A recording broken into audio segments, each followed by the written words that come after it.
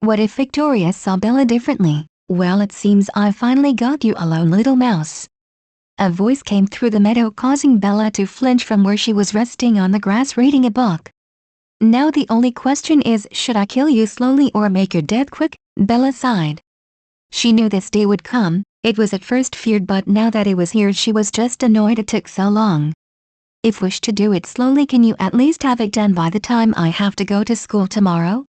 I have to dissect a frog in biology, and not only is it gross, but I don't particularly like the idea of having to use a scalpel.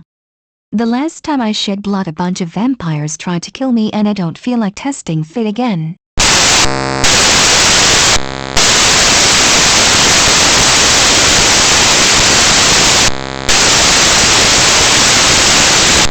Bella turned her head to look at the redhead. I said if you do it slowly, can you be done before? I heard what you said. Victoria cut Bella off. I just don't know why you said it. Well, I am kind of accident prone and the likelihood of becoming injured using a scalpel is high. With my luck, Bigfoot will smell it and decide to tear my body apart. Bella explained.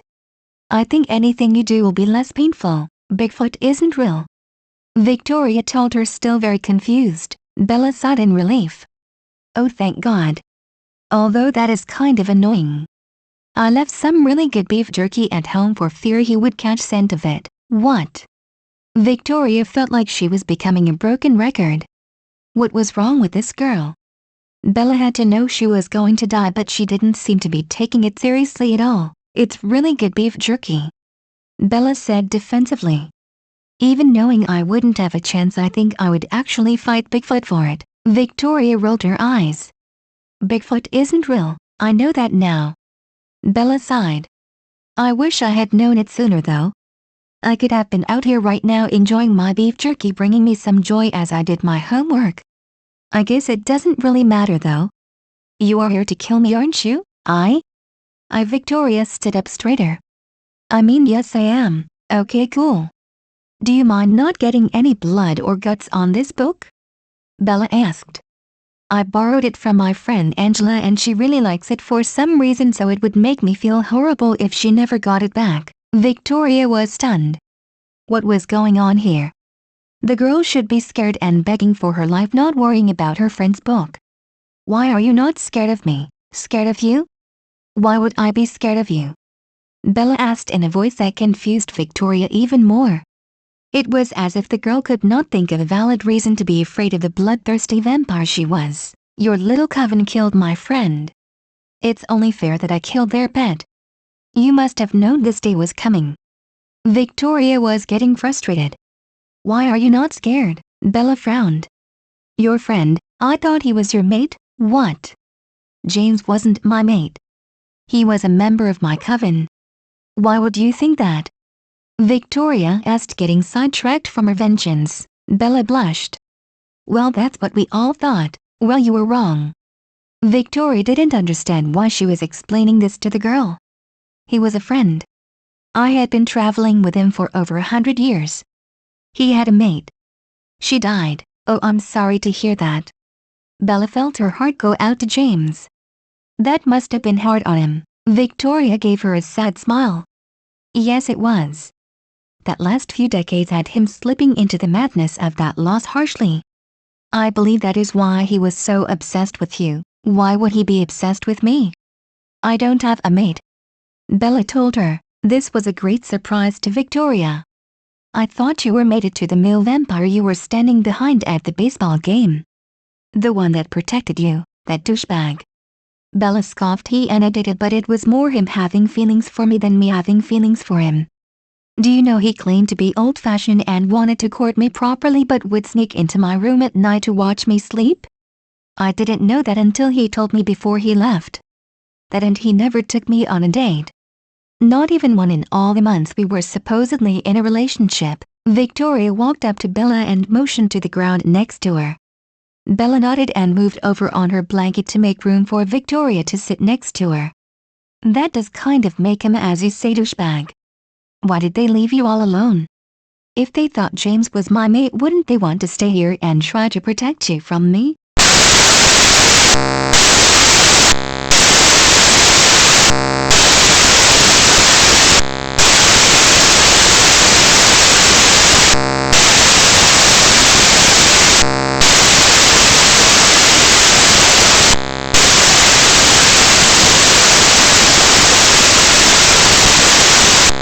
That seems to be a disaster situation. Especially for vampires who abstain from human blood. Victoria said.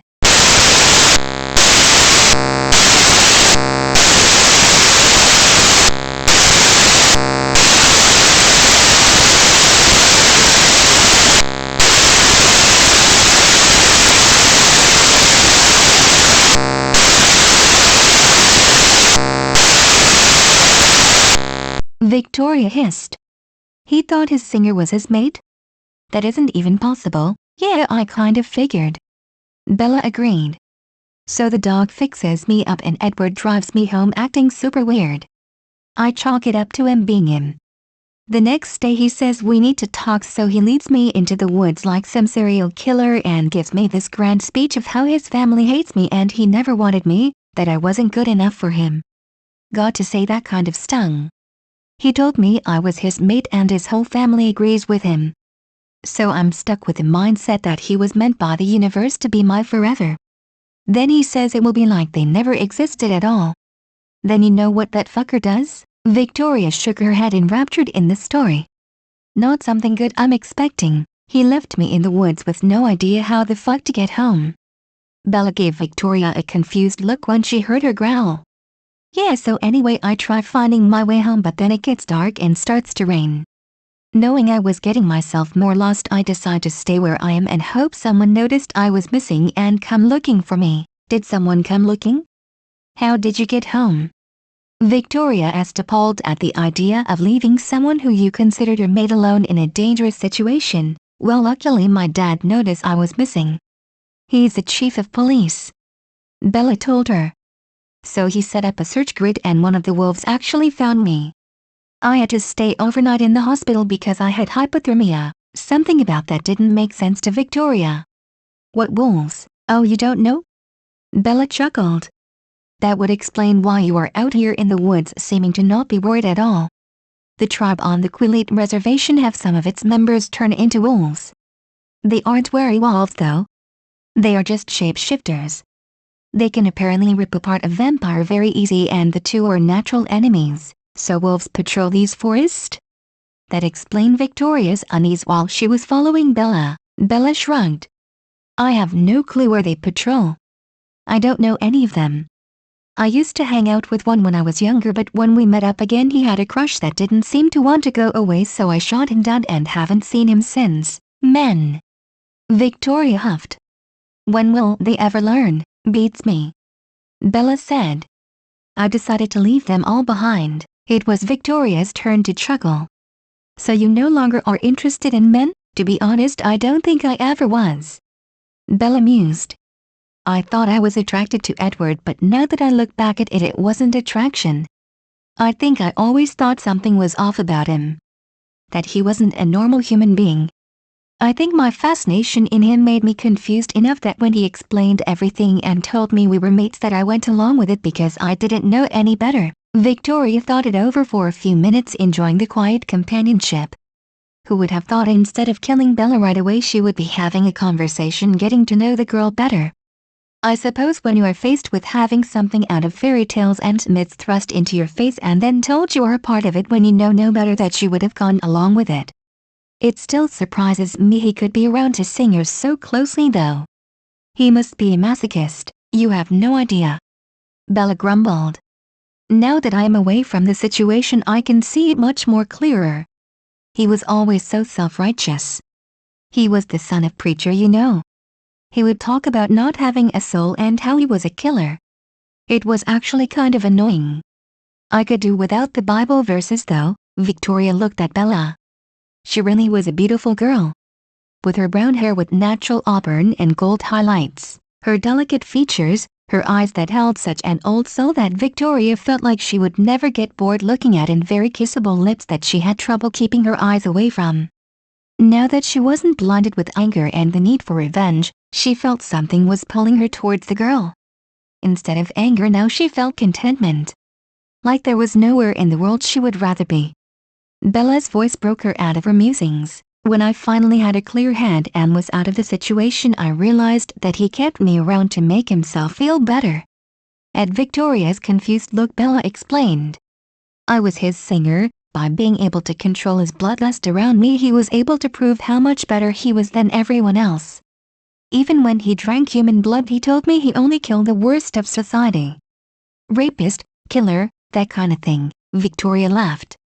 While it is a noble idea, there is no way to know for sure unless you catch someone in the act. Oh, you don't know? Bella chuckled.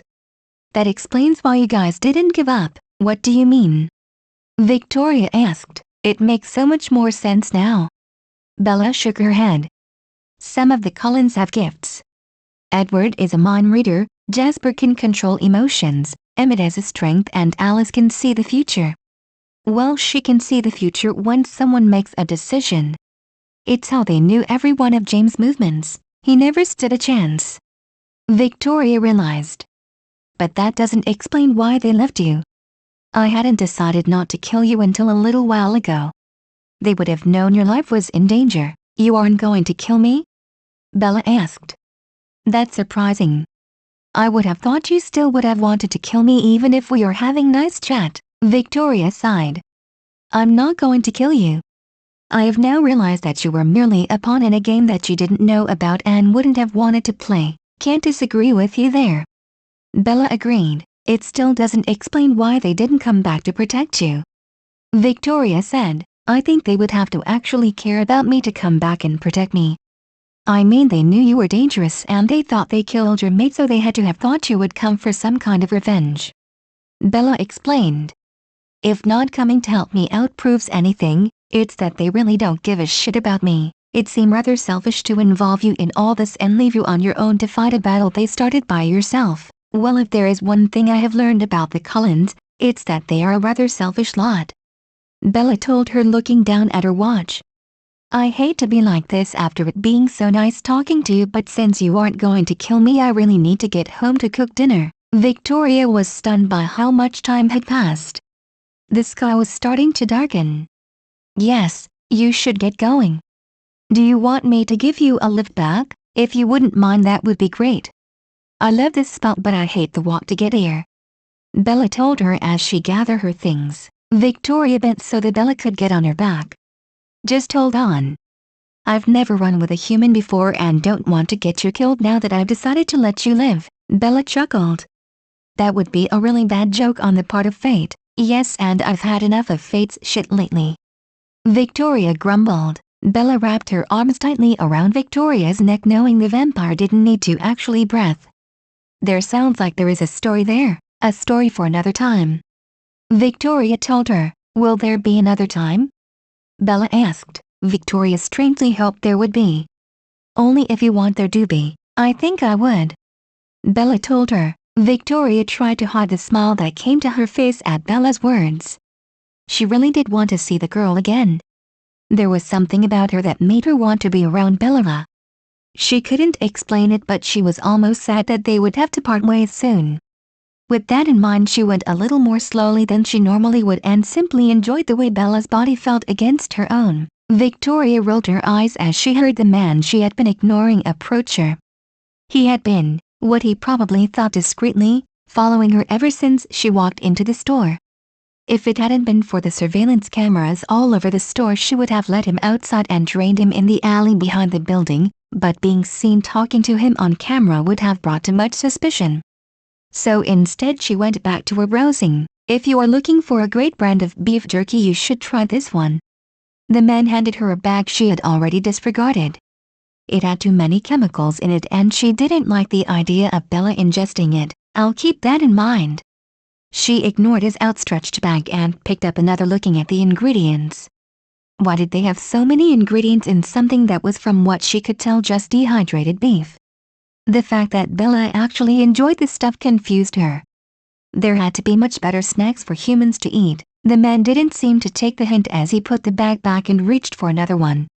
Well, if you don't like that one, why don't you try this one? It's my second favorite. Great, thank you. Should she get a couple different flavors? What was the difference between smokewood and pepper flavored? She wished she had asked Bella what kind was her favorite. She could always sneak into the girl's house and find out the kind she currently had. She quickly dismissed that thought. She didn't want to be like that Edward guy. Sneaking into her room without permission was something one did when hunting their prey, not when trying to woo their mate. She shook her head to clear her thoughts. She wasn't trying to woo anyone, and the human definitely wasn't her mate. She just found her interesting. "I'm trying to help you out here, you know." The man sounded slightly angry. Victoria slid her sunglasses down and delighted in the way the man's heart rate sped up when being faced with the eyes of a predator. "And I was ignoring you, hoping you would take the hint and leave me the hell alone." The man seemed to gain some of his confidence back once she pushed her sunglasses back in place. "You don't have to be a fucking bitch about it. It looked like you needed some help. That's why you have been following me around the store?" she asked him. "Because you were worried I might need some help with beef jerky?"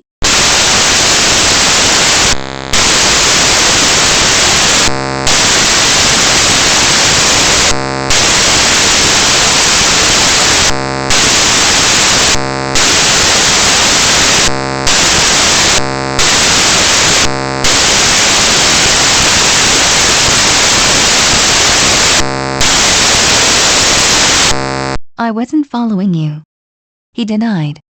"This is a small store. I've run into multiple people many times since I've been here, like the woman you ignored who needed help getting down the bottle of ketchup you passed as you tried to keep pace with me as I came here?" Victoria asked. The man sputtered. "You aren't even that hot. I don't know why I am wasting my time on you." Victoria raised her eyebrow. "I don't see how my hotness has anything to do with this. I thought you were just trying to help out of the goodness of your heart." "Isn't that what you said? Whatever, bitch. I hope you choke on that beef jerky," the man said, finally walking away. Victoria smirked and went back to her mission to find the best beef jerky. She didn't even understand why she was buying it in the first place, other than she knew Bella liked it and she wanted to do something nice for her. The poor girl had been through enough. She was happy that she found her when she did and not when she was with the Cullens. They had her so out of touch with what it meant to be mates. She held in a growl as she thought of that stupid boy trying to convince Bella they were meant to be together. It was lucky the girl had a good enough head on her shoulders to realize the lie as quickly as she had. It just proved she was too good for the likes of them. Deciding to get 5 different kinds, she brought her purchases to the register. She ignored the overly friendly cashier and left the store quickly. She didn't want to deal with any more hassles tonight. She was supposed to meet Laurent and Riley soon and wanted to stash her purchase in the small apartment she rented to stay close to Forks. An hour later, Victoria spotted Laurent and Riley at a table in a dark corner of the bar. They were still managing to get many looks from the patrons, but the aura of danger they had around them held the gawkers at bay. She walked to the bar and ordered a beer to keep up appearances and made her way over to the table. "Is it done?" Laurent asked. Victoria sighed. "Unfortunately, no. I have come to the conclusion that Bella Swan had no fault in anything that has happened." "What?" "That little bitch has everything to do with our friend's death," Laurent said, outraged. Victoria growled, causing both Laurent and Riley's eyes to go wide. "She's not a little bitch, and you'll do well to remember that." "Whoa." Riley held his hands up. "Okay, let's calm down. Why don't you tell us exactly what happened? You were set on murder when you left yesterday and now you aren't." "It's just a little surprising is all," sighing, Victoria explained. "I stalked her to a meadow in the forest around her home. When I revealed myself to her, she had absolutely no fear of me, and that caused me to hesitate and question the girl. After finding out what happened between her and the animal drinkers, I realized that she had been fooled by them the entire time." "How exactly was she fooled by them?" Laurent asked suspiciously. The boy Edward had explained to her what mates were and somehow convinced Bella she was his. Victoria tried to rein in her anger at the stupid boy who tried to claim Bella. "She is actually a singer. How do we know for sure this is true? Maybe they are actually mates." Riley jumped when Victoria slammed her fist on the table. "They are not mates," Victoria said through gritted teeth. She never felt the pull.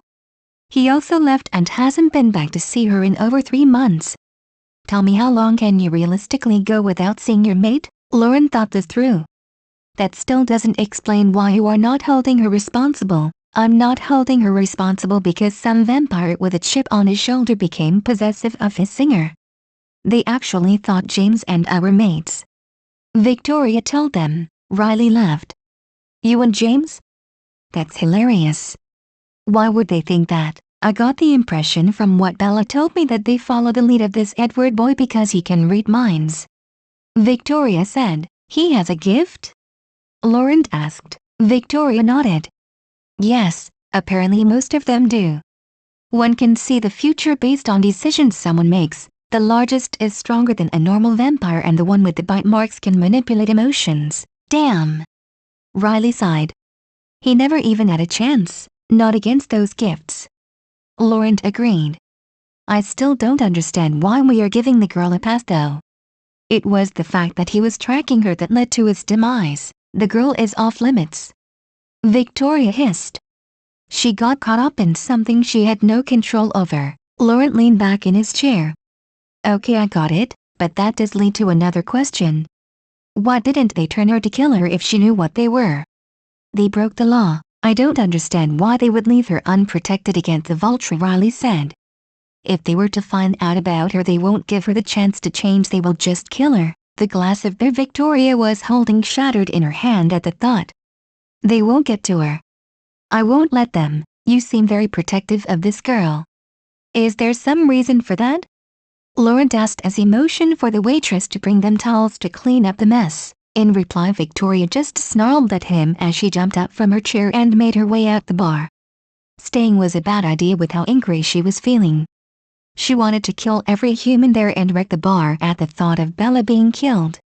She vowed to herself right then that she would do everything in her power to keep the girl safe, even if that meant turning her herself.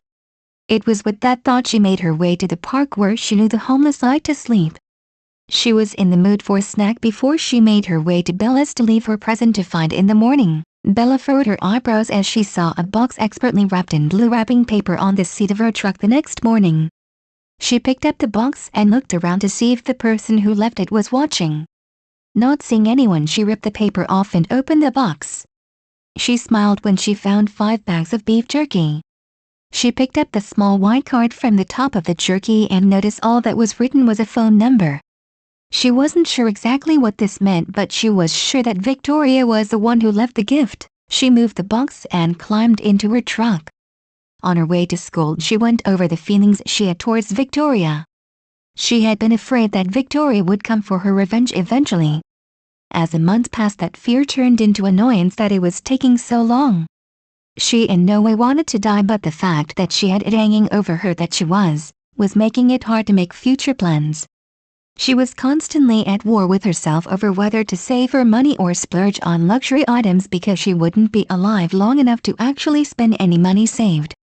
She hadn't even started on collage applications because she couldn't see the point of doing it if she was going to be dead soon anyway. When she heard Victoria's voice, she felt herself relax for the first time since the baseball game. She hadn't gotten that much of a chance to look at the woman or even interact with her that day, but she knew instantly that it was her. Even faced with the fact that death had come for her, she couldn't bring herself to care, and when she finally turned around and looked Victoria in the eye, she found herself glad that Victoria was the last person she was ever going to see. What surprised her was that Victoria had hesitated. She didn't know why she began rambling about frog dissection or Bigfoot, but she just felt the need to prolong her time with the woman. After Victoria sat down next to her on the ground, it felt natural to continue talking almost like old friends. She probably shouldn't have told her about the Cullens gifts or the shifters, but she couldn't find it in herself to care much about their secrets. She had an almost overwhelming need to give Victoria all the facts to ensure she would be safe if she went after the Cullens or if she continued traveling through the woods. Her protectiveness of the redhead confused her, but she trusted her instincts. She had ignored them the entire time she hung out with the Cullens, and the results had been a disaster. When they left, she promised herself she would always trust her gut, and this time it told her to make sure Victoria stayed safe. Pulling into the school parking lot, she shut off her truck. As she was getting out, she hesitated and then grabbed a bag of beef jerky to shove into her book bag. Looking at the card, she decided there wasn't any harm with storing the number in her phone. She would like to thank Victoria for the gift. Sending a thank you text was the only polite thing to do. At least that's what she tried to convince herself of. It had nothing to do with the fact that she almost ached to see the redhead again. "Hey Bella, ready for biology this afternoon?" Jessica asked as Bella made her way over to a group of friends. Mike had his arm around Jessica as he talked to Eric. Angela just waved in greeting. "Don't worry Bella, as your lab partner I brought extra bandages just in case the nurse doesn't make it to you fast enough," Lauren told her with a smile, causing the whole group to laugh. Bella looked at her suspiciously. "Why do I have the feeling you aren't joking about that?" "Because I'm not," Lauren told her. "I had gym with you last year, remember? The first time you played volleyball you almost gave Mike a concussion." Mike smiled at Jessica. "That turned out for the best though. It was Jessica helping me to the nurse and driving me home that got us together." See, Bella waved her hand at the couple. "If anything, they should be thanking me. I am the reason they have a relationship at all." Angela linked arms with Bella when the bell rang. "Come on, we have history first. Today we start learning about the Civil War." "Ugh," Bella groaned. "Why does America love going to war so much? We haven't even been a country for that long. At least we are better than the British," Angela said as they sat in their seats in the back row of class. "Yeah, but at least the British gained more land from those wars. No matter how wrong that is," Bella added quickly when Angela raised an eyebrow at her. "Okay, I'm just going to shut up now." "Wise choice," Angela said, turning to pay attention to the teacher. After her slip-up with her Latin American friend, Bella tried to pay attention as well. She hated that they were studying the Civil War of all things.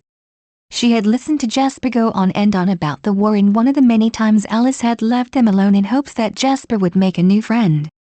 She had been polite to him the whole time, and even when bored would add to the discussion. She even read 2 of the many books he recommended to her. The reason she didn't like talking to him was because he fought for the South. He was never overtly racist, but he had defended the right to own slaves too many times for her liking. Her thoughts began to drift to a certain redhead. Was Victoria old enough to have experience in any wars? Was she even American? She didn't know, but as she looked around and pulled out her cell phone, she knew of one way to find out. Making sure it was on silent and no one was paying attention to her, she sent her first text. "B. Thank you for the gift. I haven't tried it yet, but it looks delicious. B. This is Bella, by the way." The almost instantaneous reply surprised Bella. "V. You're welcome. It was hard to figure out exactly what you would like, so I got an assortment." "B. You picked out as some of my favorites." "V. I don't understand human food. The amount of chemicals added was enough to make me second guess buying you any at all." "B. That makes it sound like you want to keep me alive for a while longer." Bella looked at her phone in anticipation for the next reply, but when it didn't come, she put her phone away and went back to taking notes. "Why do you keep looking at your phone?" Mike asked at lunch. Victoria hadn't replied to her at all, and she was beginning to wonder if she had offended the woman somehow. "I was texting a friend and they haven't replied back yet," Bella told him. "Who is his friend?" Eric asked. "I thought we were your only friends?" Lauren added. Bella wondered how to explain who Victoria was. It wasn't like she could tell them about the homicidal red-headed vampire who drank human blood. "She is someone I met while hiking yesterday and we exchanged numbers." "Okay, now it's getting interesting," Jessica said. "Does Bella have a new love interest?" "How pretty is this girl?" Angela interrupted Bella's reply. "Please tell me this isn't going to turn into an Edward situation. For such a hot guy, he was beyond creepy. I mean, every time I saw him he was staring at you in a way that was less romantic and more I want to eat your face in a non-pleasant way. It was kind of scary." "Oh no, this is definitely not an Edward situation." "Or was it?" Bella knew Victoria was dangerous, but she wasn't scared of her. If anything, she felt safe with the vampire. "Good, now tell us all about her," Jessica said, trying to get back to the original subject. How could Bella explain Victoria? "Well, she has red hair. Redheads are hot." Jessica smacked Mike upside the head. "What?" "They are. Tell her, Bella. Redheads are hot. She's smoking hot." Bella agreed. And her voice is deep but not masculine, more smoky. I can't describe it. When I first heard it, it gave me goosebumps. Lauren put her hand to her chest and sighed. Our little Bella has a crush. When do we get to meet her?" Bella thought about that. Did she have a crush? Going over everything that had happened the day before with Victoria, she decided she just might. I don't know about meeting her. She hasn't even texted me back. Maybe she doesn't even want to see me again, or she is at school like you are and she can't text you right now. Angela said, she doesn't go to school. Bella told her, what do you mean she doesn't go to school? Is she some loser dropout? Bella shook her head no to Jessica's question. If she doesn't go to school, how old is this girl? Or should I say woman? I'm not sure, but way older than us. Do you think that's why she didn't text me back? She thinks I'm too young to hang out with? Bella asked. I think you are freaking out over nothing. Eric told her. If she didn't want to talk to you, she wouldn't have texted you in the first place. She would have just ignored you.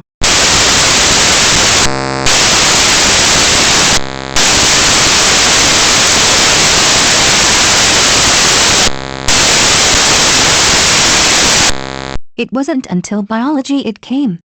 4 words, just 4 words Bella didn't know how to respond to. Of course I do. What did that even mean? Well, other than Victoria wanted her around, that is. For what purpose though? Were they friends now? Bella didn't know. Looking at the frog in front of her, she decided to test the friendship waters. Taking a picture with her phone, she sent it to Victoria. In biology, wish me luck. Do they have proper medical professionals in that building to deal with accidents? Ha ha ha. You were the one who told me you were accident prone. Which is why my lab partner is doing all the cutting. That is probably a good idea. What are you doing today? I am car shopping. Exciting. I figured if I was going to stay here for a while I would need some proper transportation. Bella ignored the way her stomach fluttered at the thought of Victoria staying around longer. You didn't have a car? Not a legal one. Bella's eyebrows shot up at that. So not only did Victoria kill people, she stole cars. Bella wondered what other laws Victoria broke. Then I suppose buying one is a good idea. Yes it is. Are you going to the meadow again today?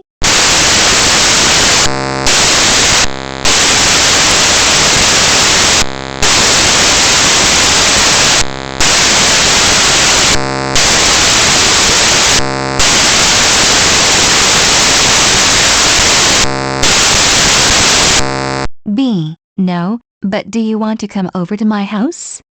My father isn't going to be home, so you wouldn't have to be worried about hiding your eyes. I would like that. What time do you want me to come over? I will be home in an hour, so anytime after that is fine. I will see you then. Bella sighed as she went back to the frog they were just starting to cut into, ignoring Lauren's questioning gaze. She didn't want to talk to her friend about Victoria coming over yet. She didn't know exactly what would happen and didn't want to start doubting herself, which she knew she would if she talked to her friend about it. Victoria adjusted her leather jacket and smoothed down the wrinkles of her blouse before she knocked on the door to Bella's house. For some reason she felt extremely nervous about seeing the girl again. She had actually changed her outfit 3 times before rolling her eyes at herself and settling on what she was currently wearing. She pushed the fact that she wanted to look good for Bella to the back of her mind, where the rest of the strange things she wanted with the girl already resided. Squaring her shoulders, she knocked on the door only to freeze at the sight of Bella. She was dressed in blue pajama pants and a tank top that showed off surprisingly toned arms.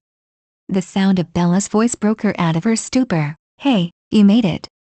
Bella said, yes. Victoria swallowed the excess venom that was pooling in her mouth. Bella stood back from the door and waved Victoria inside. I wasn't sure what you wanted to do, but I thought we could just hang out in the living room and watch TV. You want to watch TV with me? Victoria asked. She wasn't sure the last time she had sat down and watched TV. Over the years she had been to the theater and saw a few films, but she couldn't remember actually watching a TV show. Bella was now unsure of her idea of entertainment. Is that not okay? No, it's perfectly fine. Victoria assured her. I was just thinking of the last time I watched TV. Bella led Victoria to the living room, where they both took a seat on either end of the couch. I thought this would work out best because of the rain. No, it's fine. Victoria told her. What have you decided to watch? My friends recommended this show called Motherland Fort Salem. It's about real witches who escaped the Salem witch trials, making a pact with humans to become the armies of each country. Bella explained, are the witch trials one of the many times humans took the truth and bent it to fit their own purposes. Victoria said, are you old enough to have witnessed them? Bella asked.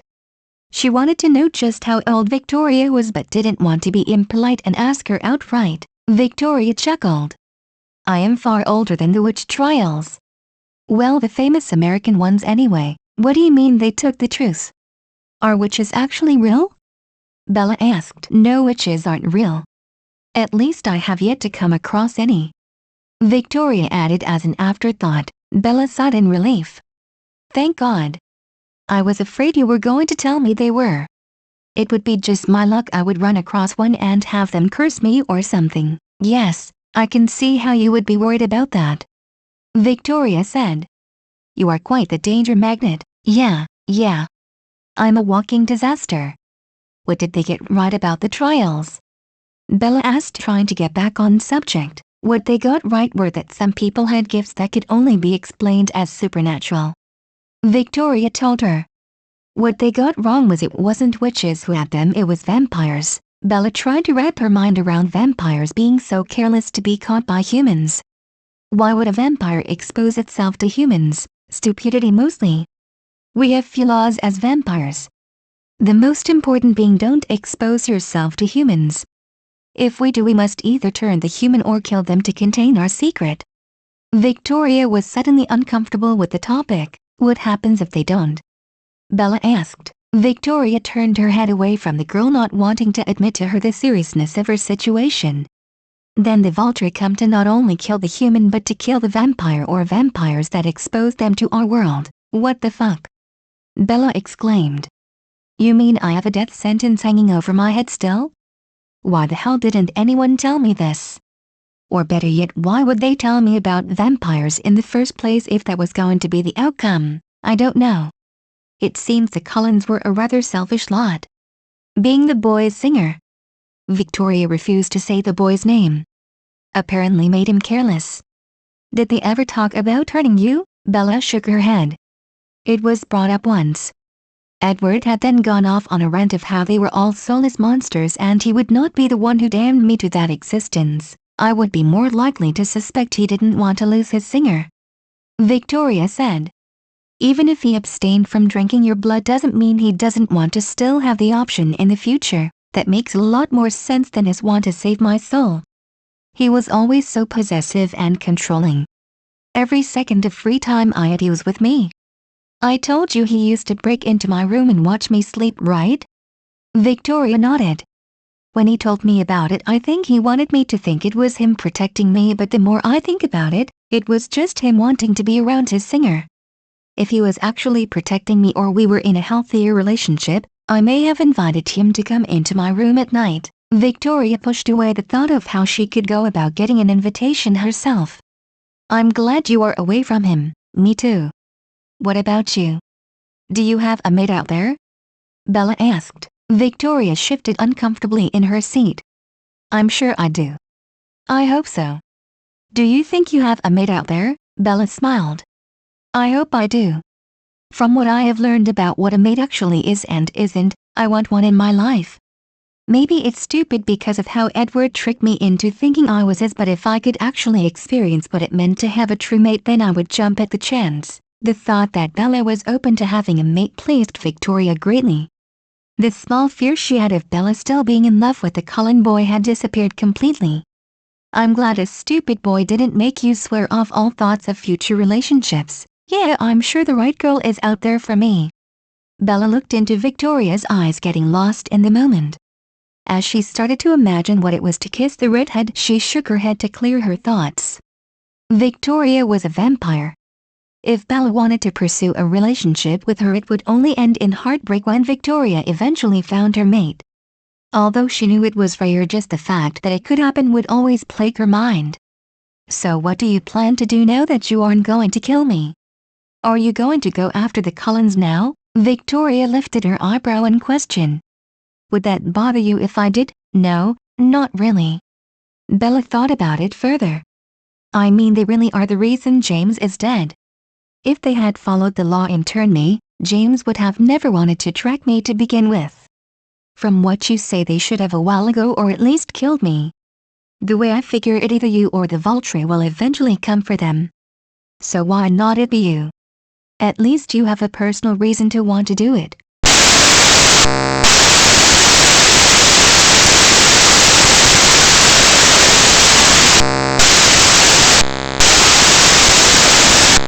I mean, they are all pretty guilty. Well, except Rosalie. Bella added. She was against me knowing at all. Then when James got involved, she thought I should be killed or turned to deal with the problem.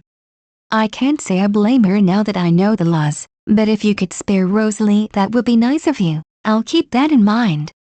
Victoria said, not quite sure what to think about this conversation. After finding Bella, the thought of revenge kind of took a back burner to getting to know the girl better. Not that she didn't want revenge, but at the moment the thought of being away from Bella caused her almost physical pain. Even though she wished to deny why that was, it was getting harder to ignore. So what do you do for fun if you don't watch TV? Bella asked, breaking Victoria out of her musings. I guess I spend a lot of my time traveling around the world. Victoria told her. I like to experience new cultures.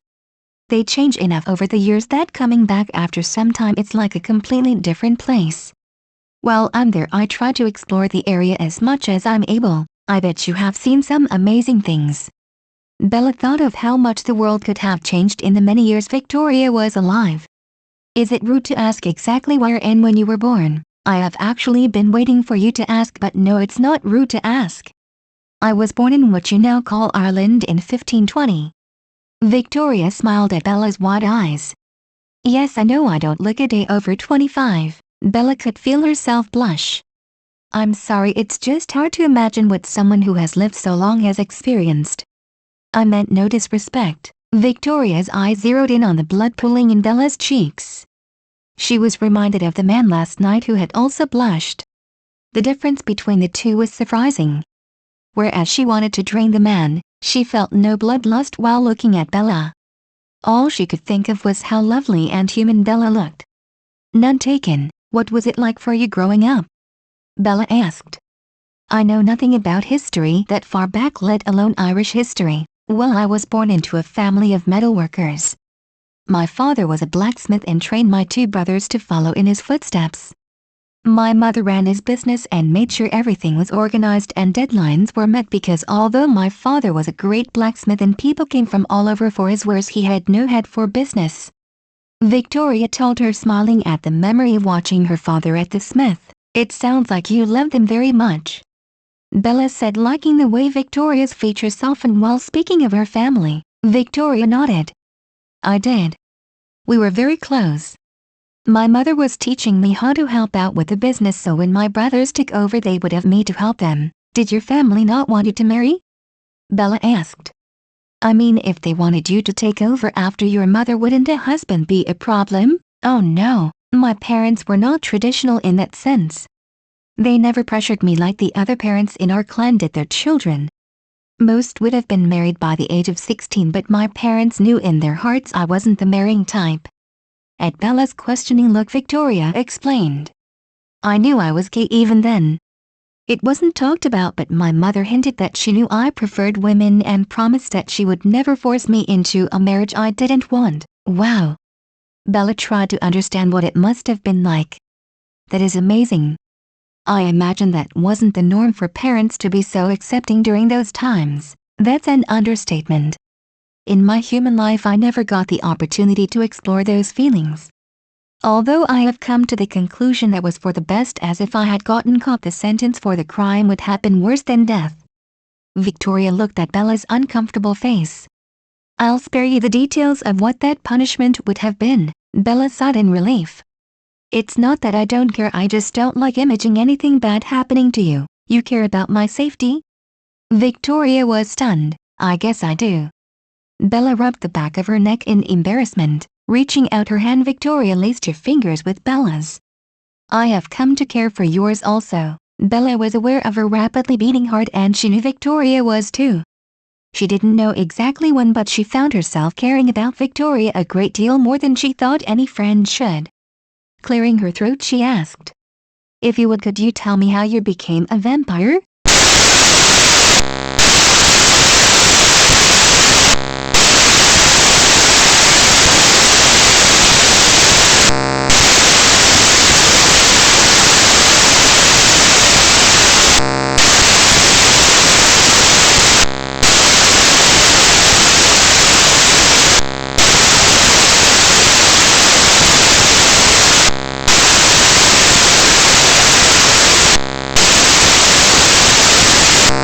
That must have been hard on their parents to send their young to battle, Bella said.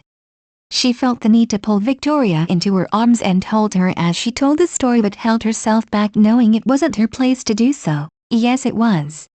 Even with my parents involved, you could still sense their fear for their 3 grown children, Victoria told her. Together with the others, we fought a bloody battle trying to save our way of life. Never have the horrors of what I saw during that war come close to any of the other terrible things I have seen throughout my centuries of living. Many believe vampires are the worst creature that lives on this planet, but they don't hold a candle to what humans will do to one another. Bella shivered at the thought. How long did the fighting go on? That war went on for many years and then would start up again when new kings and queens were crowned, many using religion as a way to justify their own bloodlust. Victoria took deep breaths to prepare herself for the next part of her story. It was a year after I joined the fighting that I met my sire. He had been watching the battle I was engaged in at the time, using it as an easy way to find humans to feed from. He had been impressed with my skills and the way I held no remorse for those I killed. Wanting a companion to travel with for some time, he changed me that night. When I awoke 3 days later with the overwhelming thirst for blood, he led to the enemy camp where I decimated their troops. Bella thought about this for a minute. I want to say that's horrible, but they were invading your country. You don't think it's wrong that I killed so many? Victoria asked, surprised. Well, yes. No? I mean, I don't think so. It's not really that much different than if you were human, Bella told her. You would have killed them if you had your sword anyway. The fact that you were able to do it easier and quicker probably saved a lot of lives. Victoria was stunned. Shouldn't Bella be looking at her in disgust, not justifying her actions? You are a very strange human, Bella smiled at her. I've been called worse. Victoria was about to reply when Bella's stomach rumbled. It seems it's time to feed the human. Yeah, I guess so. Bella released Victoria's hand reluctantly. You don't have to go if you don't want. I'm just going to make a sandwich. I think I would like to stay longer. Victoria brightened at the big smile Bella gave her in reply. So what did you think? Bella asked Victoria as they finished watching the first episode of the show. After Bella finished her sandwich, she grabbed a blanket from her room and got comfortable. Somehow the pair had gotten closer while watching, and now Bella was leaning into Victoria's side, while Victoria had her arms stretched along the back of the couch behind her. They weren't exactly cuddling, but Bella felt it was close enough to get away with without having to discuss the serious topic of her feelings for Victoria, because as she was sitting there feeling the coolness of the vampire's body against her own, she couldn't deny that she had many. A lot of them rated PG-13 and above.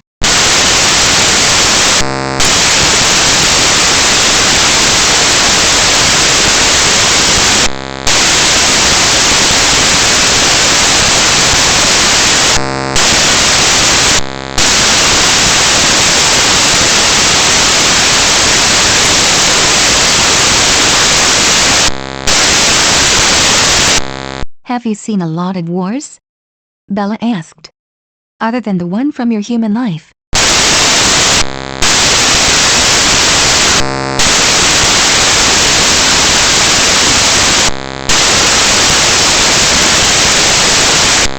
Bella stared at the redhead, trying to figure out exactly how to respond.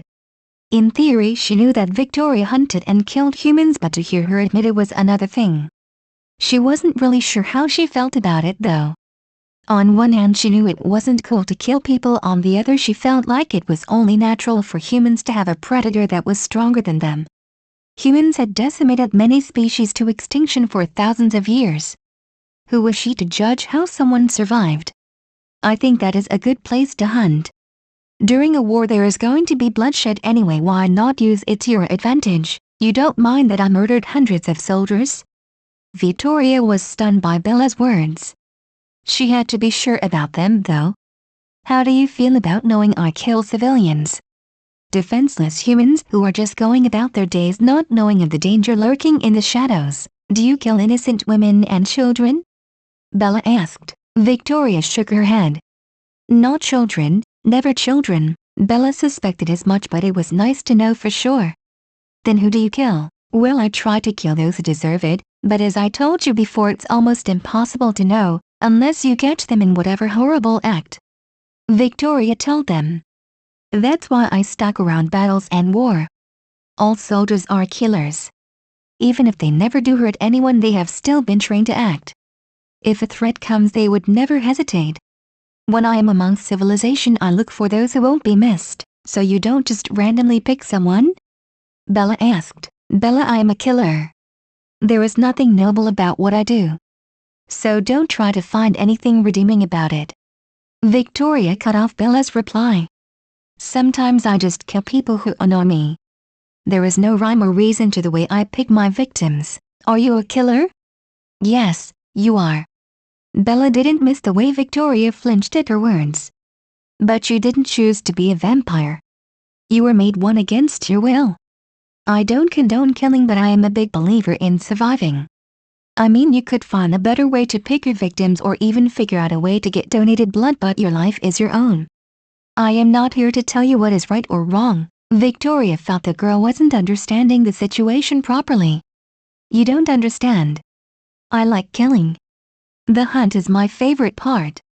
Stalking them, feeling their fear, knowing that I'm the one who decides how fast or messy their death is going to be. Of course you do. You're a vampire. Bella cradled Victoria's hand in her own.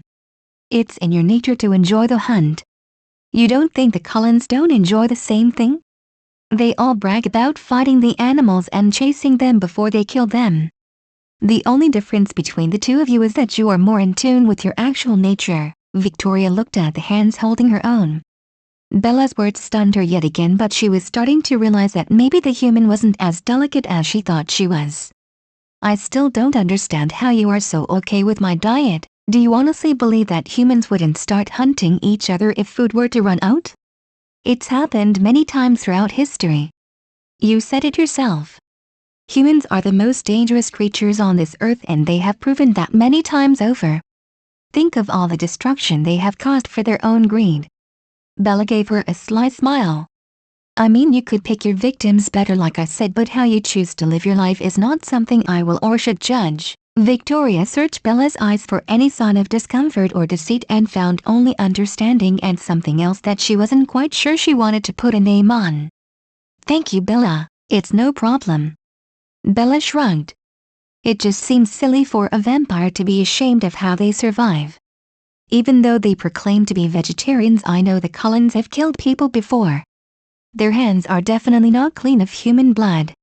There was also the fact that most of them wanted to kill me. That was the reason they supposedly left, because it wasn't safe to be around them. Victoria growled and pulled Bella into a hug. I will kill them before they ever get the chance to hurt you again. Hey, it's okay, I'm okay. Bella reassured her, rubbing circles on Victoria's back to soothe her. She could feel the anger surrounding Victoria, but she didn't feel like she was personally in danger. Even the way Victoria helped her was gentle, like she was something precious and to be protected. She hated to admit to herself that it was kind of hot how protective Victoria was of her. When Edward acted this way, she would get annoyed and resentful of the fact he was supposed to be her mate, but the way she was feeling about Victoria right now was anything but resentful. Victoria quickly loosened her hold on Bella once she realized what she was doing. I'm sorry. I didn't mean to just grab you like that. Did I hurt you? I'm fine. Bella reassured her. She put her hand on Victoria's arm to stop the frantic search for wounds on her body. You didn't hurt me, I promise. You were very gentle. If Victoria could, she would have blushed. It had been natural to hold Bella, to seek out comfort and make sure the girl was safe. Her vampire side had been enraged at the idea of anything, especially a coven of vampires hurting the girl, and felt the overwhelming need to assure herself that Bella was safe. No, she was looking everywhere other than Bella at the moment due to her embarrassment. My apologies. I really wasn't thinking of anything other than you getting hurt, and my instincts kicked in to protect you. I like the idea of you protecting me. Bella's eyes went wide at the admission. She hadn't meant to say it out loud, but now that she had, there was no way she was going to take it back. Then I will try with everything I am to keep you safe. Victoria promised, liking the idea of being the one Bella relied on. That nagging feeling she had in the back of her head was starting to become harder to ignore, and she felt since the night had gone to go so well, she should leave on a positive note. I think since it's getting late I should go. Don't you humans need to sleep? Bella looked at her watch. Wow, I didn't realize how late it actually was. We only got to watch one episode. Well, maybe we can watch some more another time. That is if you want to see me again. Victoria said in an almost shy voice that was very unlike her. We can hang out and not watch TV. We could do something you like next time. Bella hoped there was going to be a next time. She was sad at the idea of Victoria having to leave, but didn't want to make it weird by asking the vampire to stay. Can I take you out tomorrow? Victoria asked. We could have a night on the town. I'll take you to Seattle. Bella nodded as she walked Victoria to the door. I would like that. Text me the time and what I need to wear. I will. Victoria hesitated before placing a kiss on Bella's cheek. She smiled as she heard Bella's heart start to beat more rapidly. Good night, Bella. Night, Bella muttered as she stumbled back into her house and closed the door. Victoria walked to her car feeling lighter than air. As she started driving away from Bella's house and Bella herself, she felt the overwhelming need to turn around and go back to her mate, because although she wanted to deny it, she knew without a doubt that Bella Swan was her mate. Instead of the panic she expected to feel when she found her mate, she felt a feeling of peace go through her. Bella was an exceptional human. Victoria almost felt humbled at the thought that fate chose her to stand by Bella's side. Now she just had to worry about when to turn the girl into a vampire, because there was no way in hell she was going to let the Volturi or anyone else kill Bella. Hair up or hair down? Which would be better? Bella asked her reflection in the bathroom mirror. Victoria had texted that morning that she had a surprise for Bella before they went to dinner. 4 outfits, twice as many freakouts later, she was dressed in black jeans and a blue cashmere sweater she had gotten on one of her many shopping trips with Alice. She finished the outfit off with black boots, but even focusing on finding the perfect outfit didn't keep her mind from freaking out about the upcoming date. That was actually the main problem. She didn't know if it was a date. She wanted it to be, but the fact Victoria had a mate out there held her back from acting on her feelings. The knock on the door interrupted her thoughts. Hair down it is then. Grabbing her coat, she walked down the stairs and opened the door to find Victoria standing there in black slacks, heels, a red blouse and a leather jacket. Wow, you look... Wow. Victoria smiled at the compliment. She held out a single red rose. I got this for you. I was going to get you a dozen, but I thought it would be cheesy and a little cliché. Is this a date? Bella blurted out, instantly feeling her cheeks heat up. Victoria chuckled. I would like it to be a date. I mean, if you wouldn't mind going out with me, that is. No, I would like it to be a date also. Bella could feel the heat creeping down her neck. To save herself from further embarrassment, she turned to lock the door. She motioned to the car in her driveway. Is this your new car? Yes. Victoria held the passenger side door open for Bella. When she got into the driver's seat, she explained. It's an Aston Martin Valkyrie. I don't know what that means. Bella admitted. It means it's a rare car that can go very, very fast. Victoria gave her a sly smile. Tell me, Bella, do you like to go fast? Bella blushed but ignored the question. Where would you even get a car like this? I had to go to Las Vegas to pick it up. I was lucky. They keep expensive cars there for big spenders to splurge on. Victoria told her. How did you manage getting to Vegas? Bella asked. It's always sunny there. Luckily everything in Vegas is open 24 hours. Victoria said. It was as simple as driving as far as I could during the day and ditching the car I was driving, then running the rest of the way to Vegas. No one saw me at all. That's actually kind of amazing.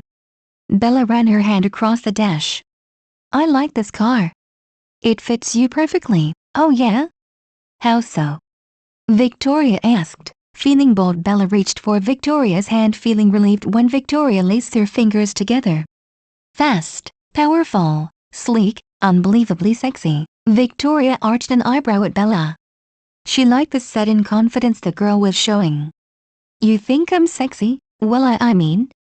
Bella stuttered. Victoria laughed. I don't mind you finding me sexy. I find you quite sexy also. Well, good then. Bella cleared her throat.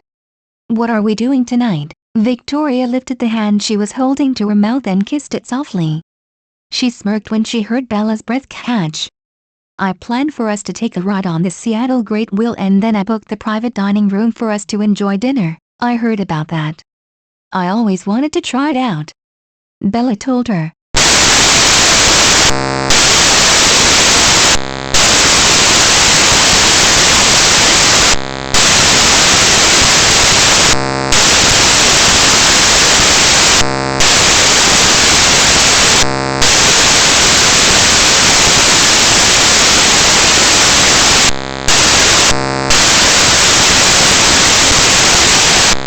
Good thinking, but if we ever do go to a restaurant, just order a salad. Bella said. That way you can just pour dressing on it and move it around your plate so it looks like you've eaten some. Did you learn that from the Cullens? Victoria was overcome with the feeling of jealousy at the idea of another vampire taking Bella out to eat. Who was she kidding? She felt jealous of anyone who spent time with Bella. No, I learned that from my mother. She had an eating disorder at one point. Bella explained. What is your mother like? Victoria asked. My mother is a very difficult woman to live with. Bella said, not liking this topic at all, but a part of her acknowledged that she wanted Victoria to know everything about her, and that included the bad parts. She is selfish and kept me from my father my whole life just to spite him, not caring at all about how not having a father figure would affect my life. Although she brought an assortment of men around, none of them felt that role. Hell, they barely fit the role of boyfriend. What was it like growing up? Victoria prepared herself, already knowing she would not like the answer. Hard. Bella told her. My mother wasn't abusive physically. I guess I was lucky in that regard. She, however, was neglectful. I never knew if I was going to have food to eat or if the electricity was going to be shut off. Sometimes I would come home to find an eviction notice on the door, and those were the nice landlords. Some would just change the locks, and if we were lucky they would throw our stuff on the front lawn. Victoria growled at the thought of her mate's mother. She wondered if Bella would be mad if she hunted the woman down and drained her slowly to punish her for the treatment of her daughter. What brought you to finally live with your father? Dumb luck. Bella said.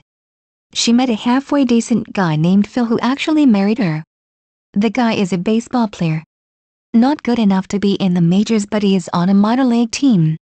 My mother decided she would rather travel around with him instead of dealing with having a daughter anymore, so I got sent to live with my dad. Do you like living with your dad? Victoria asked.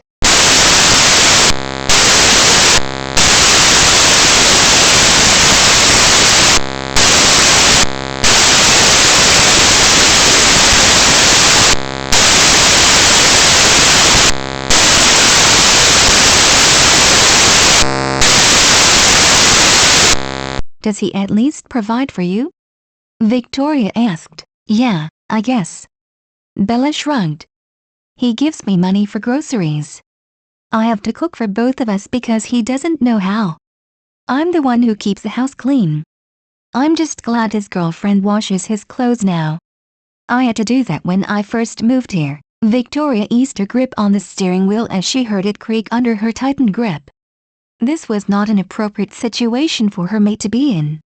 She would have to find a way to make Bella more comfortable in her living situation.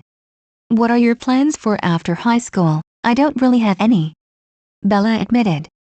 I had basically been waiting for you to kill me, so I didn't think of planning anything long term. Now that I know about the Volturi, I'm kind of glad I didn't. Victoria growled at the mention of the Volturi. I will not allow them or anyone else to harm you. Thank you. Bella whispered shyly. Knowing that Victoria was so protective of her made her happy. She ignored the voice in the back of her head that kept reminding her she wasn't Victoria's mate. Bella wanted to enjoy the night together and worry about the rest tomorrow. I assure you it's no problem, Victoria said as she pulled into the parking lot and made her way to open Bella's door. She was delighted when Bella accepted the hand she held out. The night was already starting off great and now she felt like a teenager holding hands with her crush on their first date. Bella looked at the Ferris wheel in awe. It's all lit up. Now I know why you wanted to do this at night. On the weekend they have light shows until 10 p.m. I thought you would enjoy it. Victoria handed their tickets to a man who led them to an empty cart. Bella noticed the door close. No one else is joining us? No, I wanted us to have privacy. Victoria suddenly felt unsure of herself. I hope that's okay. It's fine, Bella assured her. As they started moving, she pulled Victoria over to the window. Look at the view. It's amazing. Taking a chance, Victoria released Bella's hand and put her arm around Bella's shoulder. She held her breath until she felt Bella lean into her side. I'm glad you enjoy it. Silence descended over them while they both enjoyed the view and the closeness of the other. Bella felt like she was on cloud 9. She discreetly sniffed Victoria's shoulder, trying to take in her scent. It reminded her of wood burning in a fireplace with hints of something else she couldn't describe, but reminded her of chaos. It seemed fitting to Bella because that's exactly how she thought of Victoria. She was all fire and chaos, but instead of being off-putting, the smell made her feel safe. It made her feel like coming home. Are you ready to go? Victoria's voice broke Bella out of her musings, and as she looked around she realized they had stopped. Yeah, lead the way. Bella smiled at Victoria when she realized she wasn't going to move her arm. Instead, Victoria pulled her closer to her body. We have some time before our dinner reservation, so I thought we could walk around the pier, Victoria said as she led Bella away from the crowd. Bella snuggled as close as she could to Victoria without tripping. I would like that. Good. Victoria cleared her throat nervously. I know we didn't get the picture all the tourists get when they visit the wheel, but I was wondering if it would be okay if we could still get a picture together. Bella thought if a vampire could blush, Victoria would be right now. She found it cute that Victoria wanted a picture of the two of them. I think it would be a great idea to get a picture together. Victoria pulled out her cell phone and pointed the camera front-facing. On 3. 1, 2, 3. Bella felt her eyes go wide as Victoria kissed her on the lips. It was a quick kiss, but it still caused her to stumble. When she looked at Victoria, the vampire seemed unsure of herself. Instead of using words to reassure her, Bella grabbed the collar of Victoria's jacket and pulled her into another one. This one filled with much more passion than the first. When Victoria pushed her tongue past Bella's lips, Bella moaned and pulled back in embarrassment at the sound. Victoria was beyond pleased. She wasn't sure if Bella would reciprocate a kiss, but the fact that not only did Bella return the first one, she initiated the second made her happy she took the chance. One thing that had surprised her was how good of a kisser her mate was. She quickly squashed down the jealousy that flared to life at the thought of another touching her mate and instead focused on the dreamy-eyed look Bella was giving her. Was that okay? That was more than okay, Bella told her. Why don't we keep walking a little? We still have dinner to get to, and if we continue kissing I won't want to go at all. You say that like it's about things. Victoria put her arm back around Bella and pulled the girl close, leading her further down the pier. She smiled when she felt Bella's arm go around her waist. She knew that Bella was her mate, but in the back of her mind Victoria worried the girl wouldn't feel the mate pull at all.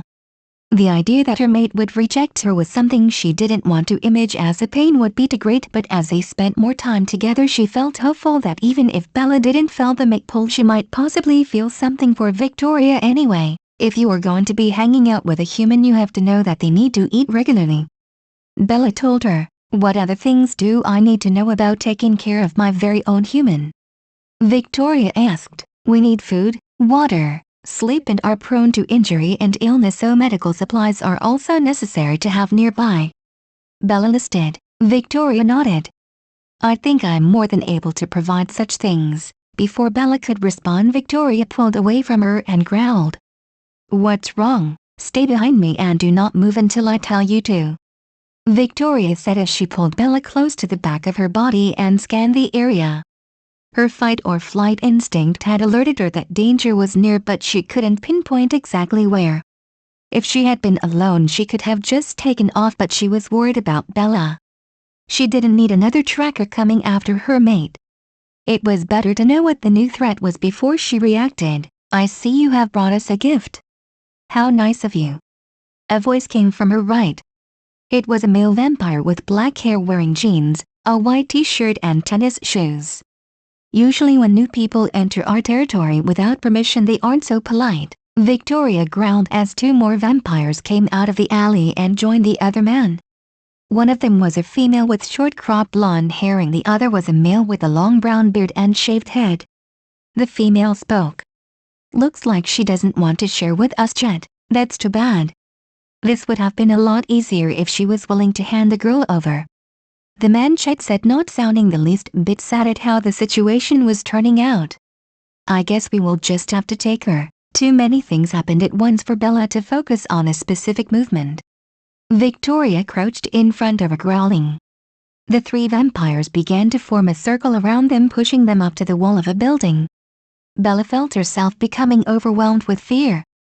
As she realized they were outnumbered and she wouldn't be able to help Victoria, Bella felt that fear turned into anger. She suddenly felt like a spike had pierced her skull and was thrust directly into her brain, causing immense pain. Instead of the pain being debilitating, it just made her more angry, and as the pain grew she focused on the original man who spoke. As she locked eyes with the man, a bright white light clouded her vision and it felt like the anger exploded out of every cell of her body. Victoria froze when she saw the male vampire grab his hand and scream. She wasn't sure exactly what happened, and as she looked around for the cause of his pain she noticed the two other vampires trying to take advantage of her distraction and attack her. She crouched low preparing for the fight when all of a sudden both the vampires were thrown through the air as if they had hit an invisible barrier. Both groaned, and when she looked closely she noticed their bodies were covered in cracks. Not finding any more of a threat coming, she turned her focus on Bella, and what she saw made her freeze. Bella's eyes were a metallic silver color that glowed in the moonlight. Her body was stiff as she stood staring at the screaming man.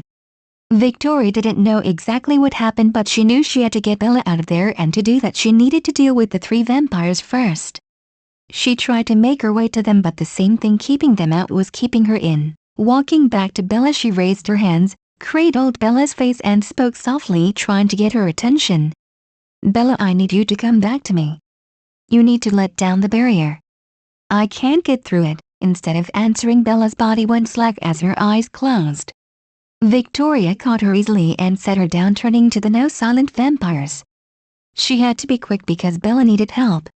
The problem was Victoria didn't exactly know what Bella did, but she knew she couldn't leave any witnesses alive to talk about it. With that in mind, she quickly ripped apart the two vampires whose bodies had been broken by the barrier. Then she turned to the man that had been screaming, finding him unconscious. After she took care of him, she gathered all the body parts and threw them in a dumpster. Luckily, she kept a lighter on her for these exact purposes. You never knew when you would get tangled up with some vampire who didn't want to talk things out. That done, she went back to Bella and checked her pulse. It was steady and she was breathing regularly, but was still passed out. She wondered if she should take Bella to the hospital, but quickly decided against that. How would she even explain what happened? She decided she would just take her back to her apartment in Port Angeles and go from there. Cradling Bella tightly to her body, she made her way down the dark alleyways and skirted around the large crowds to get to her car. After she secured Bella in the passenger seat, she started the car and began praying to a god she stopped believing in when the English first invaded her village, that Bella would be alright. Rosalie was just going to make sure the girl was safe. She wasn't going to talk to her or even let the girl see her, but she just needed to make sure she was alright. Getting away from her family had been easy. Everyone was doing their own thing since leaving Forks, so no one questioned her wanting to visit their cousins in Alaska. They didn't need to know that she was going to make a stop before actually going there. That stop being the house of one Bella Swan. The house was dark with no lights left on. Rosalie smiled when she noticed Bella's truck in the driveway. She had never admitted it to anyone, but she spent a few nights fixing that truck while Bella slept to make sure it was safe enough for the girl to drive. The last thing she wanted was for Bella to have an accident because of something Rosalie could have easily fixed. To keep the secret, she carefully hid her thoughts from Edward and made last-minute decisions Alice couldn't predict. She didn't even tell her best friend Emmett she did it, even though he knew of her feelings for the girl whose window she was now crawling into. She hated herself for doing this, as she had threatened bodily harm to Edward over the same behavior, but she didn't hear any heartbeats in the house, so she figured it was the safest way to check on Bella without being caught. As she slipped inside the house, she froze. The smell of a foreign vampire hit her nostrils, causing her to growl. It wasn't strong in Bella's room, but as she ran down the stairs it was overpowering. When she entered the living room, she inhaled and realized she had smelled this vampire before, but she didn't know where. In a panic, she searched the house thoroughly to find any clues to who it was or if they had harmed Bella. She didn't find any signs of a struggle or anything that seemed to be out of place, which confused her more.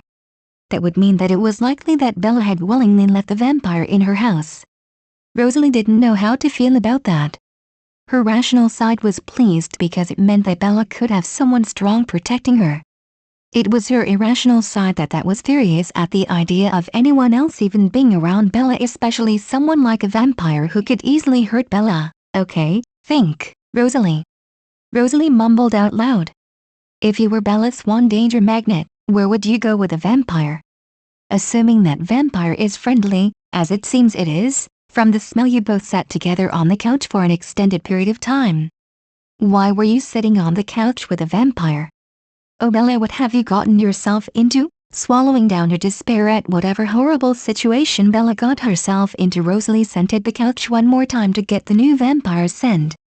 Deciding to follow it as far as she could, hoping to get some clue as to where either they or Bella might be, she went out through Bella's window and started to follow the trail from the front door. The scent was fresh there and seemed to lead to the driveway where it mixed with Bella's. Shit, they must have taken a car. Rosalie groaned. Of course Bella wouldn't make this easy for me. Deciding to keep her search going, Rosalie picked up a lighter scent that had probably been left no more than a day ago. She followed it the best she could through the woods until she came upon a gas station that had a strong stench of fresh blood coming from it. Feeling the burn in the back of her throat flare, she held her breath while she investigated the scene, not liking the conclusion she came to. There was no body, but there was blood splatter by the outside bathroom door that indicated a violent struggle. Rosalie sighed as she realized the seriousness of Bella's situation.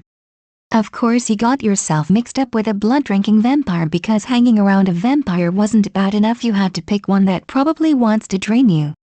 I should never have left you. Before she slipped into a long session of self-deprecation, she forced herself to keep going. Bella needed her even if she didn't know it yet. Walking away from the blood, Rosalie took small breaths to keep the trail.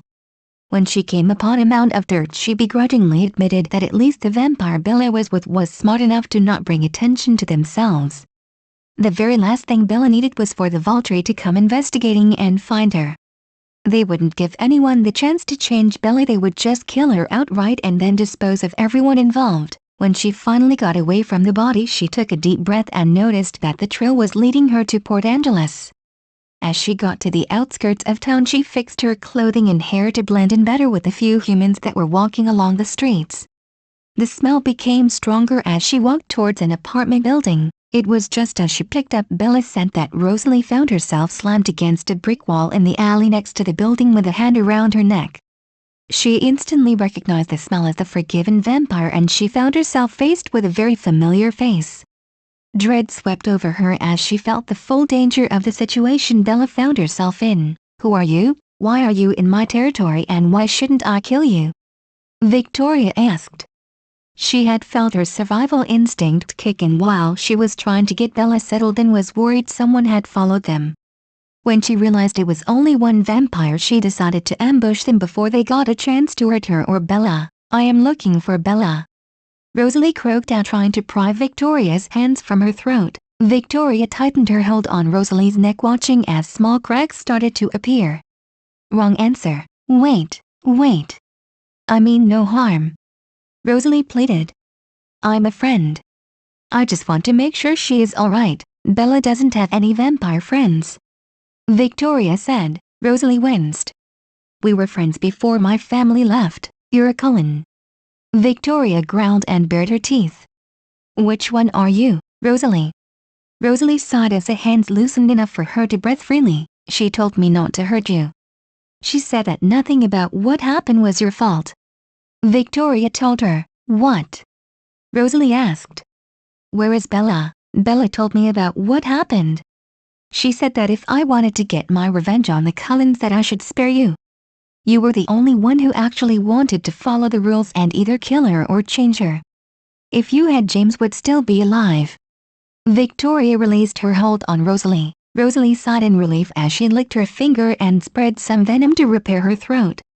I didn't want your mate to be killed. It wasn't fair that anybody was put in that situation. James wasn't my mate. Victoria shook her head. Why did you think that? Wait, if he wasn't your mate, then why did you kidnap Bella? Rosalie asked. None of this was her fault.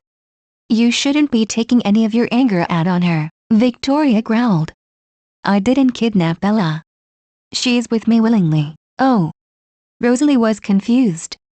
This whole situation just created more questions with every answer she got. Well, if Bella is with you willingly, then can I see her? She may have vouched for you, but I don't trust you. Victoria wasn't getting any warning that Rosalie was a danger, but she was a Cullen and the Cullens were untrustworthy. Your family left Bella unprotected when you thought you had killed my mate. If it weren't for the fact that I wasn't, Bella would be dead right now. I know we left. I was forced to go because Carlisle is my sire. He leads the coven and he makes the final decision. If he believes we are going to disobey, he enforces it through the sire bond. I had no choice. As soon as I got the chance, I came back to see Bella. I only got to her house a couple hours ago. I just want to see her. Rosalie explained. Victoria thought this through. She had only just brought Bella back to her apartment and really needed to get back to her in case something went wrong. She also didn't have anything in the house to take care of Bella, and being away from her mate when she was hurt was not something she was willing to do. How close are you to your family? Not close at all. I only stay with them because I have no other place to go. My brother Emmett is the only one I'm really close to. What does this have to do with Bella? Rosalie asked. Victoria ignored the question. How often are you around the mind reader? I'm not around him that much lately.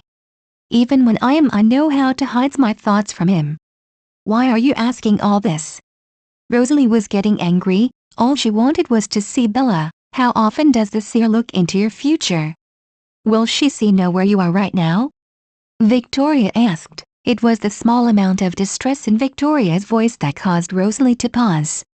She isn't really interested in what I do, and even if she was, it's easy to lead her on a false path. I've been with them for almost a century. I know how to get around their gifts. Why are you asking all this? Can I please see Bella? Bella was injured. Victoria held up her hand, stopping Rosalie's reply. I didn't hurt her. I don't have anything in my apartment to take care of a human. I need food and medical supplies. Medical supplies. Rosalie screeched. Why do you need medical supplies? Where is Bella? What happened? If you go get all the things I need for her, I will explain everything. Victoria told her.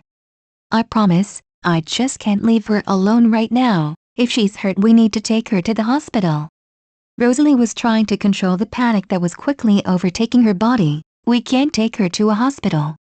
Trust me, please. Everything will be explained when you come back. Victoria didn't like having to ask for help, but she would beg if she had to. If it meant help for Bella, I'll go, but I expect answers when I return, and I want to see Bella. Rosalie didn't like anything about the situation, but if Bella was hurt, she would do anything to make her better. Victoria let out a sigh of relief. I promise. As soon as you get back, I'll take you right to her. Rosalie took off towards the supermarket without responding, thankful that it was open till midnight.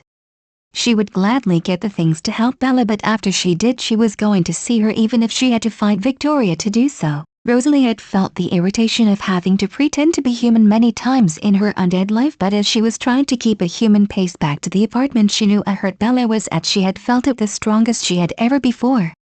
After being buzzed in the apartment building by Victoria, She bypassed the elevator and rushed up the stairs to the 10th floor, being just careful enough not to smash all the items she purchased at the store. Taking a breath, she knocked on the door, entering when she found it to be open. "We're in here," Victoria's voice called out in a whisper. Following Bella's scent, Rosalie found the pair in the bedroom with Bella laying on the bed looking to be asleep. Victoria was sitting next to Bella holding her hand, and at a first glance Rosalie couldn't see anything wrong with the girl. "What's wrong with her? Did you bring a thermometer?" "I think her body is too warm for a human," Victoria asked. "Look, I've been more than patient with you, but now I want answers," Rosalie demanded. "What did you do to Bella?" "I didn't do anything to Bella," Victoria replied angrily. "We were on a date when we were attacked by 3 vampires. Was she bitten?" Rosalie asked in a panic, rushing over to Bella and running her hands over her face. "How did they hurt her?" "That's the thing," Victoria said. "They never even got close. One second I was crouched in front of Bella ready to fight them, the next one of them is laying on the ground grabbing his head screaming. The other 2 charged at us, but they slammed into some kind of barrier. When I went after them, I found out I was stuck inside the barrier and couldn't get out. It was then I realized that Bella was the one who did it. So as I was asking her to drop it, she passed out and hasn't woken up since." Rosalie stared at Bella with wide eyes. "I knew she was some kind of shield because Edward couldn't read her thoughts, but for it to manifest like this while she is human is amazing. Now you see why we can't bring her to the hospital. I really think she's burning up. I've been looking up different ways to bring down a fever, but I'm afraid I don't know much about humans. When I was 1 we didn't even have doctors, so my medical expertise is nothing." Victoria checked Bella's forehead again. It seemed worse. Rosalie raced out of the room and returned with the thermometer. She placed it in Bella's ear and hissed when she saw the number. "We need to get her into an ice bath. She's at dangerous levels and we need to get this fever down." Victoria got the bath going and then emptied the kitchen of all the ice in the freezer. "Bring her in and I'll sit with her in the bathtub. My coldness might help." "Don't worry, Bella, I won't let anything happen to you," Rosalie promised the girl and stripped her of her clothing. Even though the urge was there, she tried to look as little as possible. She gently carried Bella into the bathroom and held back a growl when she noticed a naked Victoria sitting in the tub. Reminding herself that now wasn't the time to fight over her touched her mate, Rosalie laid Bella in the tub. "After we get her tamped down a bit, we need to get her to take some aspirin and drink water. We can't let her get dehydrated. I hate to say it, but I'm really happy you're here. I wouldn't know what to do to make her better," Victoria admitted. She felt like she should feel angry having Rosalie around her mate, but she didn't feel threatened by the blonde. Her gift was telling her Rosalie was no threat and she felt she could trust her with her mate. It was obvious Rosalie cared about Bella and it had made Victoria feel a bond with Rosalie over their shared concern. It was a very odd feeling, one that she hadn't felt before, but she didn't want to dwell on it. All she needed to know was that Rosalie wouldn't hurt her mate. That was enough for now. "Probably the only good thing I learned from my sire was how to take care of humans." At Victoria's confused look, Rosalie explained. "He's a doctor. He works in hospitals. He has a lot of medical books and I've read many of them. I took some classes in college that helped me learn about the human body. I never thought it would come in handy." "How does he manage all the blood?" Victoria asked. "He must have amazing control." "PFFT," Rosalie scoffed. "I don't think it has anything to do with control. It more has to do with him wanting to be superior. I know you drink animal blood, but that in no way makes you a superior vampire. If anything, it makes you that much more dangerous from denying your baser instincts." Victoria laid her hand on Bella's forehead. "I think she's cooled down now. Carlisle believes that most vampires are beneath him." Rosalie bundled Bella up in a towel and brought her back to the bed. "He thinks those who drink human blood are animals that have no humanity left in them." Victoria put on her robe and handed some clothes to Rosalie to dress Bella in. "I find that those who abstain from human blood lose their humanity much faster than those of us who sustain on humans. Have you tried the animal blood diet?" Rosalie asked. "Yes, actually I have. I went 3 years without human blood. It wasn't for any noble reason. I have no qualms about killing humans, but when I heard that vampires could live off it, I figured it was worth a try. I'm an old vampire. I have seen and tried most everything you could think of. Victoria told her. Can you hold her to your chest so we can try to get her to take the meds and drink some water? Victoria nodded and Rosalie left and came back with the water and pills. She forced Bella to swallow as she slowly poured the water into her mouth and successfully swallowed the pills. The meds will be good for 12 hours, but we should continue to check her temp and try to get her to drink the water. Victoria kissed Bella on the top of the head and tucked her under the blankets. She laid down on one side of her. Noticing Rosalie was looking uncomfortable with the arrangement, she surprised herself by offering, "You should lay down next to her as well. The coolness of our skin might help keep her from overheating again." "Yeah, that's a good idea." Rosalie shifted Bella over and laid down on her side facing the girl. She thought it would be uncomfortable having Victoria laying opposite her, but she actually felt at peace for the first time in months, since before she left Bella behind. Now settled, she remembered part of Victoria's story she wanted to ask about. "You said you were on a date when this happened?" "Yes, we were on a date." "Is that so hard to believe?" Victoria asked. "Even though Bella is my mate, I still plan on wooing her. A date is the least I can do." "You believe Bella is your mate?" Rosalie was suddenly on the defensive. "I don't believe anything. I know Bella is my mate," Victoria told her. Rosalie sat up slowly, trying not to jostle Bella's body. "How can Bella be your mate when I know for a fact that she is mine? Are all you Cullens misinformed when it comes to the mate bond?" Victoria asked. "First the constipated-looking one believes he's her mate, and now you? I am nothing like Edward. So don't ever compare me to that shit stain. I knew Bella was my mate the moment I laid eyes on her," Rosalie said. Victoria raised her eyebrow. "Say I believe you are supposedly Bella's mate, then why didn't you pursue her? Why did you let this Edward boy make her believe he was? That I'm afraid is because of my sire." Rosalie sighed as she began to relive the painful events that led to her leaving Bella. "When my family saw her in the parking lot of the school on her first day, I knew she was my mate. Unfortunately, Edward took the fact that she was his singer and that he couldn't read Bella's mind as proof that she was actually his. I tried to reason with my sire to have him explain to Edward that it was impossible for his singer to also be his mate, but Carlisle wouldn't hear of it. Edward is his most prized possession. He can do no wrong in our sire's eyes. So when I told him she was my mate, Carlisle said that it wasn't true and accused me of trying to steal Bella away from Edward for my own petty reasons. He then ordered me to stay away from Bella and forbade me from ever telling anyone of our mate bond. When I was finally able to get away from them, the first thing I did was try to find Bella." Victoria sat up and thought this through. She was 100% sure Bella was her mate, but something told her that Rosalie believed the same thing. She wasn't pretending to feel the mate bond, they both felt it equally. Add to the fact that even after the declaration, Victoria hadn't felt the need to kill Rosalie or at least inflict physical harm, had her believing there was more to their bonds than she was aware of. "How do you feel about me claiming your mate as my own?" "I don't feel very good about, but I don't feel the rage I felt when Edward would claim the same thing." Rosalie was confused. "Actually, now that I think about it, I feel close to you. Not like I feel for Bella, but I know you aren't a threat to our bond and I know you would never hurt her. I guess what I'm saying is I trust you with her and don't feel jealously like I did when she was around Edward. I feel close to you as well," Victoria admitted. "It was why I asked for your help instead of killing you. Not only did Bella ask me to spare you, but my instincts told me you were more of a friend than a threat. So do you believe Bella is both our mates?" Rosalie asked. "It isn't unheard of. The Volturi queens are all mates.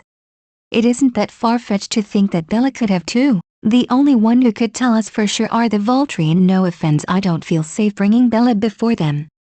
Even though the reason the kings were overthrown and killed was by claiming false mate bonds, I don't trust them to spare Bella if we inquire for ourselves," Victoria said. Rosalie shivered at the thought. "I agree, Bella needs to stay as far away from them as she can. Especially now that we know she has such a powerful gift. I wonder how it will manifest when she is turned." "So you plan on turning her?" Victoria asked. "Of course I planned on turning her. She's my mate. Rosalie told her. Victoria held up a hand. I mean, no offense. It's just when I asked Bella if her being changed was ever brought up, she said that it didn't go over well, Edward. Rosalie grumbled. The only reason I have ever been against Bella being changed is because she was being lied to by Edward about the mate bond. He can preach all he wants about eternal damnation, but I know for a fact that the only reason he wanted Bella to stay human was because of her blood. He could care less about her soul, that's what I figured.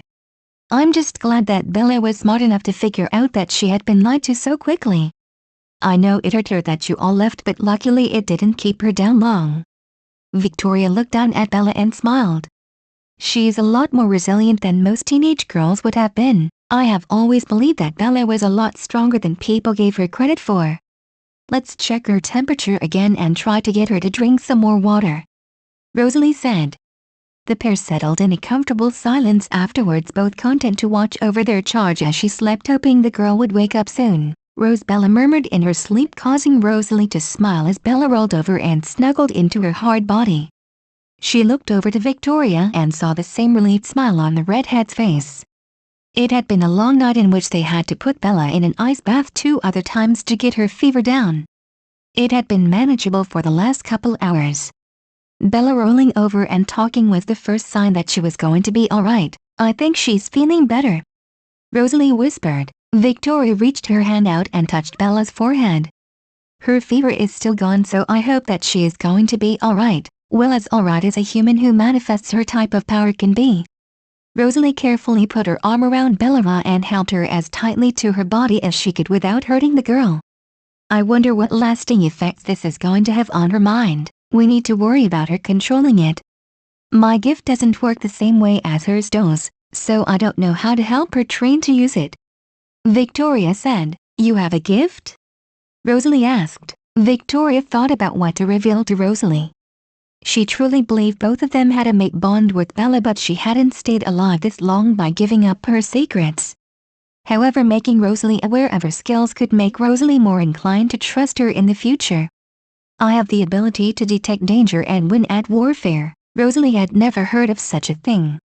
What does that mean exactly? I know when a threat is close and have the ability to outwit most anything to ensure my survival. Noticing Rosalie was still confused, Victoria explained. It's on a purely instinctual level. When I'm in danger, I can predict the outcome in advance. It's sort of like premonition, but on a subconscious level. I don't get visions or hear voices, but I let my mind take over and my body moves to protect me. I'm not making sense, am I? Rosalie thought she understood. No, it makes sense. Just like James was a tracker and knew where to always find his prey. Kind of like that, right? Exactly.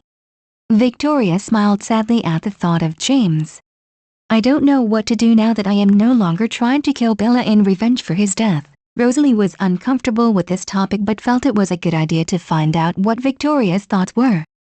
Do you still feel the need to avenge him? It's not just me who wants justice. I have Laurent and now Riley who hold grudges against the Cullens, Victoria told her. I convinced them that Bella has no responsibility for what happened, but I'm not going to defend your coven. I will do my best to protect you, but I do not feel any loyalty to your family. You would protect me? Rosalie was stunned. Victoria sighed as she looked down at Bella.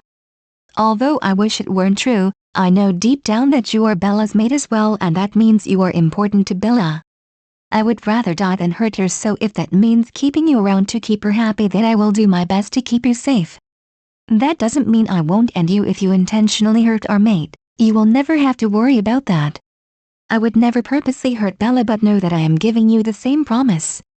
I may not have any gifts, but if you harm Bella in any way, I will hunt you down and cause you indescribable pain before I kill you, Rosalie warned. Victoria smiled.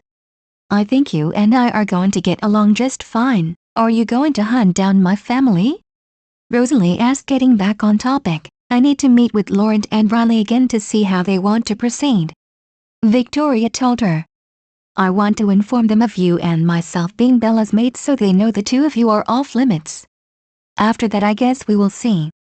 Would it bother you if we did? Rosalie tried to sort out her thoughts. I would like you to spare Emmett. He knows of my mate bond with Bella and was the only one out of the family that supported turning her when James came into the picture.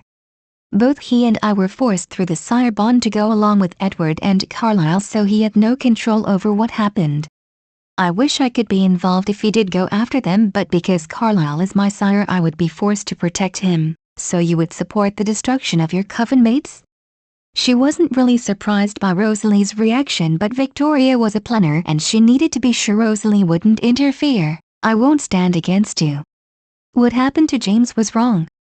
Bella should never have been told about vampires if there was no plan for her to be turned. The only reason she wasn't was because of Edward's want of her blood, although I kind of think another reason was he knew the mate bond wasn't real. If Bella had been changed she would have known right away and he would have lost his prize. Rosalie mused. Aside from Emmett, all of the others had a choice. Carlisle isn't Jasper or Alice's sire. They have free will and Alice was always there trying to reassure Bella about the strength of her mate bond with Edward. Em just followed everything Carlisle did and always defended Edward and Alice. So if you want revenge, then I won't stand in your way. If your friend Emmett doesn't stand in the way or go against us, I will try and leave him out of this as well. I don't know how much it will help, but I will at least try. Victoria promised. Thank you. Rosalie really hoped Emmett would be spared. He was a good man that was stuck in a bad position. Like her, he had stayed because he had nowhere else to go, and even if either one of them did, Carlisle would never have allowed them to leave the coven. Emmett and her were his trophies to show off. Emmett for his strength and Rosalie for her beauty. The life Carlisle claimed to save her from was actually something he forced her to be trapped in for all eternity. The only thing better about her current situation is that Carlisle didn't touch her. Nor did he offer her to others. Feeling Bella stir in her arms brought her out of her dark thoughts. I think she's waking up. Victoria sat up and put her hand on Bella's back. Bella, can you hear me? Ugh. Bella groaned. She wasn't exactly sure where was, how she got there, or what she was laying against. Her head was killing her, but the soothing scent of lavender and something she couldn't quite make out but smelled familiar made her think she was safe. As she opened her eyes, she realized 3 things all at once. 1, she wasn't in her own bed. 2, she had her face pressed into someone's chest, and 3, that chest belonged to none other than Rosalie Hale. Embarrassed, she jumped back and hit what felt like a brick wall. Bella, calm down. You're safe, Rosalie told the distressed girl. She reluctantly loosened her grip on Bella as she pulled out of her arms. Bella sat up confused. Rosalie, what are you doing here? Where is here? You were at my apartment. Do you remember what happened last night? Victoria asked, looking the girl over carefully for any sign of injury. We were on a date. Bella blushed when she looked at Rosalie. She wasn't embarrassed about being on a date with Victoria, but she had always had quite the crush on Rosalie. Rosalie frowned at Bella's reaction to talking about the date. She now wanted to know exactly what happened on that date because it seemed more than fighting vampires occurred. What else do you remember? We were walking on the pier and those 3 vampires tried to take me from you. Bella tried to focus her thoughts. Then I remember feeling really pissed off that I wouldn't be able to help keep Victoria safe. Then suddenly it felt like someone slammed an ice pick in my brain and I saw white light.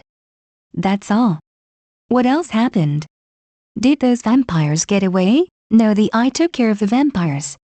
You won't have to worry about them coming for you. Victoria resumed the girl. So you got angry, felt a sharp pain in your head, and then you saw a white light, that's it? Well, yeah, I guess. Why did something else happen? Bella asked. Victoria grabbed one of Bella's hands.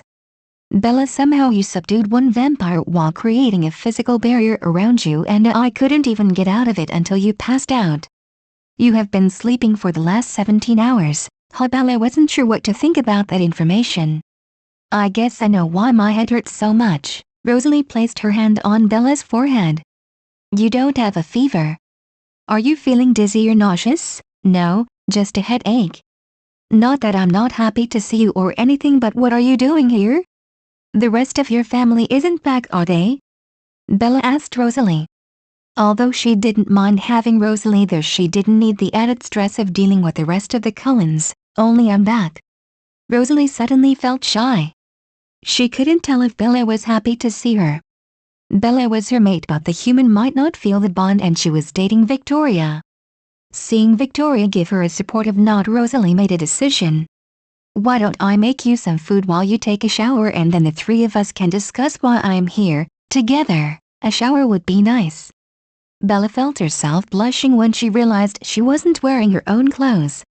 The fact that someone had undressed and redressed her was beyond embarrassing. What happened to my clothes? Although Victoria wanted to tease the girl, she held back. You had a very high fever, so we put you in an ice bath to get it down. Don't worry, your modesty was preserved and your virtue is still intact. Okay, cool, I'll just go shower then. Bella scrambled off the bed, blushing harder when she heard Victoria chuckle. Are you feeling better now? Victoria asked Bella as she entered the kitchen freshly showered. She motioned for Bella to sit next to her at the small table, where Rosalie was setting down a plate of bacon, eggs and toast. Bella nodded as she sat. Yes, a lot better. My headache is almost gone now. Eat up, you must be hungry. Rosalie took a seat, making it so Bella was between her and Victoria. Bella took a few bites of food before turning to Rosalie. You said we would talk about why you were here once I got done with my shower. Yes, I did. Rosalie was suddenly feeling very shy. She wasn't sure how to actually bring up the mate bond to Bella without scaring her away. She looked to Victoria for help. Victoria sighed, realizing it was going to be up to her to address the subject. Bella, what do you know of the Volturi Queens? I don't know much other than they killed the kings and are considered usurpers who many question their claim to the throne. Bella said, they are not usurpers. Rosalie hissed. There were 3 women who were forced into false mate bonds with the former kings. How do you fake a mate bond? Bella asked. The Volturi had a member of the guard named Chelsea who could manipulate bonds. She could make you hate your own mate if she wanted to. Her sire was the former King Oro. He had Chelsea force the mating bonds between the current queens and former kings. The problem was the queens were actually mated to each other, and their own mate bond broke the false one being forced on them. It was when they were free of Chelsea's influence they realized what was going on and killed the kings for it. Victoria explained. Bella was confused. She didn't realize you could have more than one mate. So the 3 of them are mated to each other? Yes, sometimes a person can have more than one mate. What do you think of that? Victoria wanted to test waters before deciding whether or not to tell Bella about both of the bonds. I think it's nice that they all love each other enough that they were able to overcome the false bond. Bella said. Rosalie pushed a little more. Does it bother you that they have 3 people in their relationship? If they all love and respect each other, it doesn't matter how many people they have in their relationship. It's none of my business or anyone else's how they choose to live their lives. Bella was confused by the bright smiles that spread across Victoria's and Rosalie's faces. Victoria let out a breath she didn't realize she was holding. It was nice to know that her mate wouldn't be opposed to the idea of having 2 mates. Then again, she had only said it was fine for the queens. She didn't mention anything about her personal preference. Bella, would you be okay with having 2 mates? Bella tried to think why Victoria asked her that. Something in the back of her mind was trying to tell her something, but she just couldn't figure out what. I think would be okay. Why do you ask? Because Victoria and I are both your mates. Rosalie blurted out. Victoria shot her a look, and Rosalie knew if she was human she would be blushing right now. Victoria shook her hand at Rosalie. They had talked about how they were going to break the news, and this was definitely not what they had planned. Looking at Bella, she became concerned at the blank expression on her face and the lack of response to what had been said. Are you okay? Yeah, I think I am. Bella actually wasn't sure if she was or not. She knew that Victoria was her mate. She had felt it when they had first made eye contact, so she didn't doubt the truth of it. Rosalie, however, she was confused about. She had a deep attraction to the vampire, but everyone who met Rosalie did, so she didn't think too deeply about it. Now faced with being told they were mates, Bella tried to explore her exact feelings for her. It was true she was drawn to her and thought about her often. She had even dreamt of her more than once, but there was something she didn't understand. I know I am mated to Victoria, but if I'm your mate as well, Rosalie, why did you let me believe I was Edward's? I wasn't allowed to tell you. At Bella's confused expression, Rosalie explained. I told Carlisle that you were my mate, but he refused to believe it. He sided with Edward and used his sire bond with me to force me to stay away from you. I've been working all this time to break free of the command, and as soon as I could I came to find you. I got here yesterday after tracking you to Victoria's apartment from your house, so you knew, but Carlisle made you stay away from me all this time. Why would he do that? Bella asked. Rosalie sighed. Edward is his most prized possession. Carlisle always says that the Volturi are evil and like to collect gifted vampires, but he's no better. After he sired Edward and Esm, he saved me, but not for a noble reason. He wanted me for my beauty. Emmett was saved for his strength. Then Alice and Jasper came along and added to his powerful coven. I knew as soon as he found out that Edward couldn't read your mind that he wanted to sire you as well to add to his collection. He only waited because Edward wanted him to.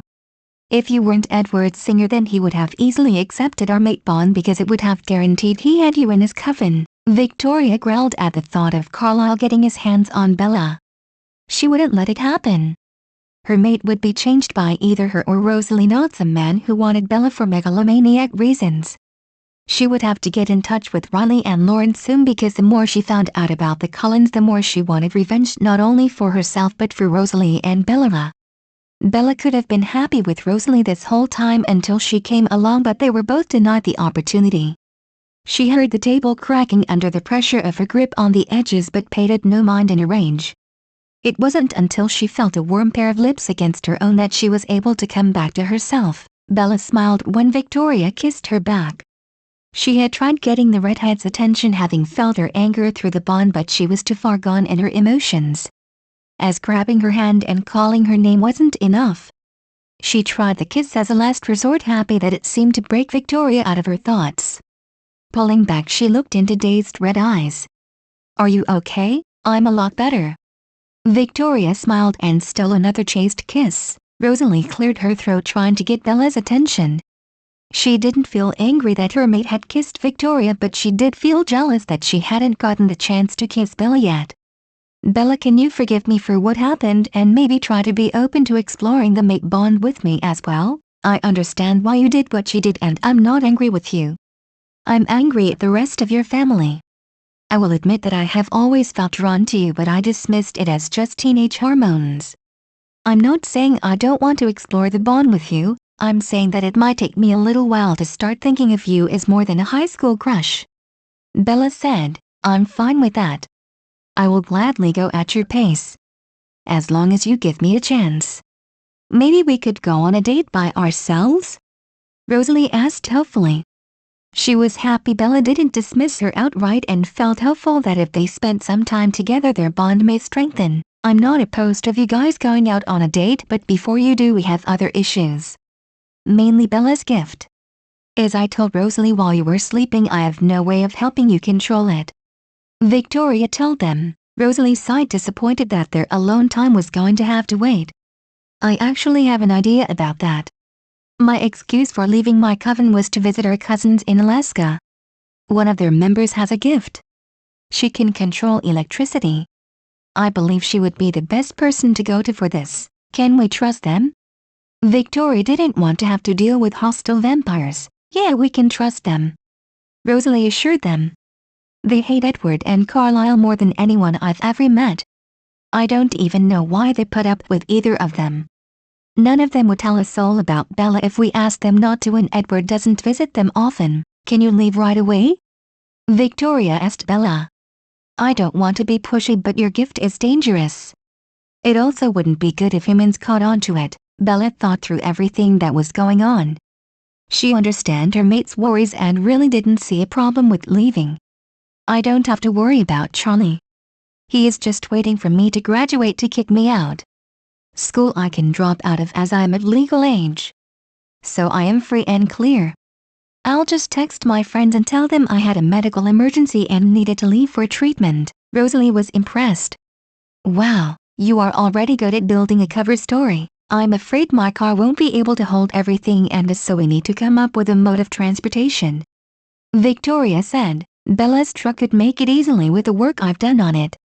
It would be a slow drive, but then again Bella has human needs, so it would work out just fine. Rosalie told them, "You did work on my truck?" Bella asked Rosalie. She always thought her truck ran better than she got it, but could never understand why. Rosalie looked down shyly. "I didn't want anything to happen to you. I could never forgive myself if you got hurt, and there was something I could do to prevent it." "Then you, Rosalie." Bella leaned across the table and kissed Rosalie's cheek, causing Rosalie to look up and smile at her. "Okay, that's all set. Why don't you two take my car while I pack what I need and tie up some loose ends? When I'm finished, I'll run to your house to get my car and then we can leave," Victoria said as she stood and pulled Bella into her arms and gave her a kiss. "You be safe. I'll be with you as soon as I can." Bella kissed Victoria again and pulled away, holding her hand out for a very willing Rosalie to hold. "We'll be fine. I'll make sure to keep my phone closed the entire time. I'll keep her safe," Rosalie promised as they made their way to the door. Victoria sighed as she watched them leave. After hearing everything about the Cullens from Rosalie, Victoria wasn't comfortable not being close to her mate. She did, however, trust Rosalie to protect Bella with her life. It was with that reassurance in mind that she began packing up her things. "How are you feeling?" Rosalie asked as she looked over worriedly at Bella in the passenger side of the truck she was driving. Bella hadn't even put up a fight about her driving, and it seemed a bit subdued. Her continued silence was making Rosalie nervous. It was also causing her insecurities to get the better of her, and now she feared that Bella didn't want to be near her. She was about to offer to have Victoria drive when Bella spoke. "I'm still feeling kind of out of it from yesterday. My head feels kind of foggy and I'm a little tired," Bella told her. "Are you upset about having to leave Forks and all your friends?" Rosalie was worried about that more than she cared to admit. Her biggest fear was that Bella would resent her and Victoria for having to give up her normal human life. Bella thought about that for a minute. What was she really giving up? "I mean, I like my friends just fine and I'm sure I'll miss them, but let's be honest, most high schoolers lose touch with their friends when they graduate. So it's just speeding up the inevitable. As for Forks, I'm assuming you mean my dad. I am not in any way sad to leave him behind. He was just waiting for me to graduate to kick me out so his girlfriend could move in. So he will actually be ecstatic I'm gone." "What about your mom? Do you miss her?" Rosalie didn't know much about Bella's personal life as Edward had gone out of his way to not speak about it in front of her. She knew it was because he knew she wanted to know more about her mate. Keeping information about Bella from her was another way for him to throw the fact he was with Rosalie's mate in her face. "I haven't talked to my mother since I moved in with my dad. I have no plans to ever be in contact with that woman again." Seeing Rosalie's confused look, Bella explained. "I was simply upon used to give my mother something to hurt my father with by keeping me away. I was also one of her main sources of income through child support and any other government assistance she could obtain from her having custody of me. Leaving her was the greatest thing that ever happened in my life. Well, except meeting you and Victoria." The last sentence Bella uttered was so soft that had Rosalie not been a vampire she wouldn't have heard it. It didn't lessen the impact it had on her though. Rosalie tried to hide the bright smile hearing the words caused, but it was too hard to hold back.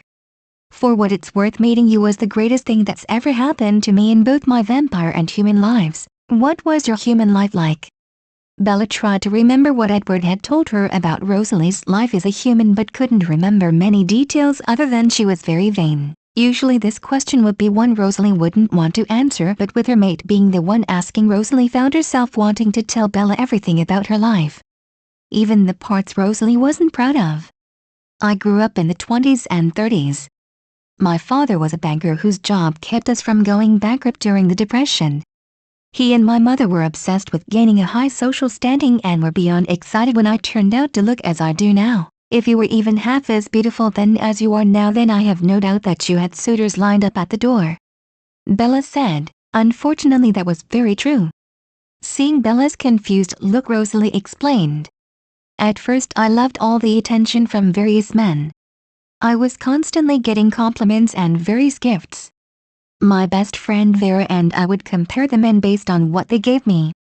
The men who gave the least desirable gifts were quickly dismissed as any type of courting material. Looking back now, I realized it was merely a game to me.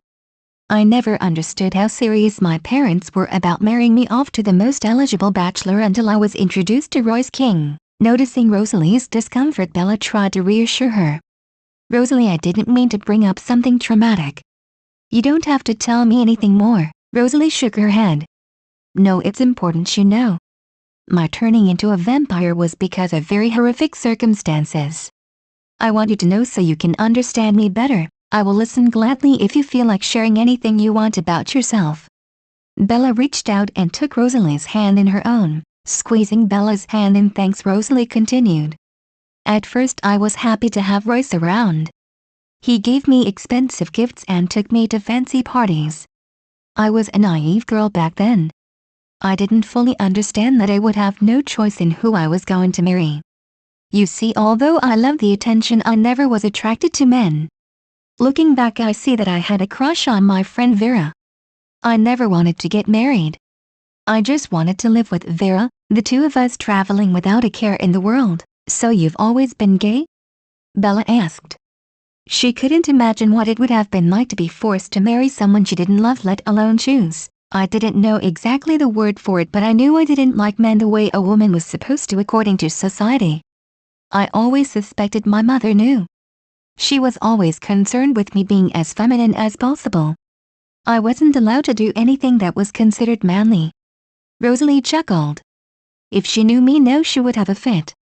My love of cars alone would give her heart palpitations. Bella smiled.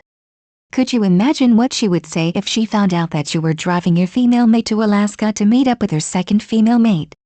I don't think she would be very understanding of the fact you are in a romantic relationship with two other people. Are we in a relationship?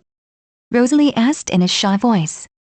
She didn't want to be presumptuous, but it would be nice to have an official claim to Bella like Victoria did. I know I was the one who said we should wait, and I still want to go slow, but I realized it's silly to fight my feelings for you. Bella took a deep breath. So this is me officially asking you, Rosalie Hale, if you would be open to being my girlfriend along with Victoria? If ever asked by another person, Rosalie would deny the girly squeal she let loose at hearing Bella's question.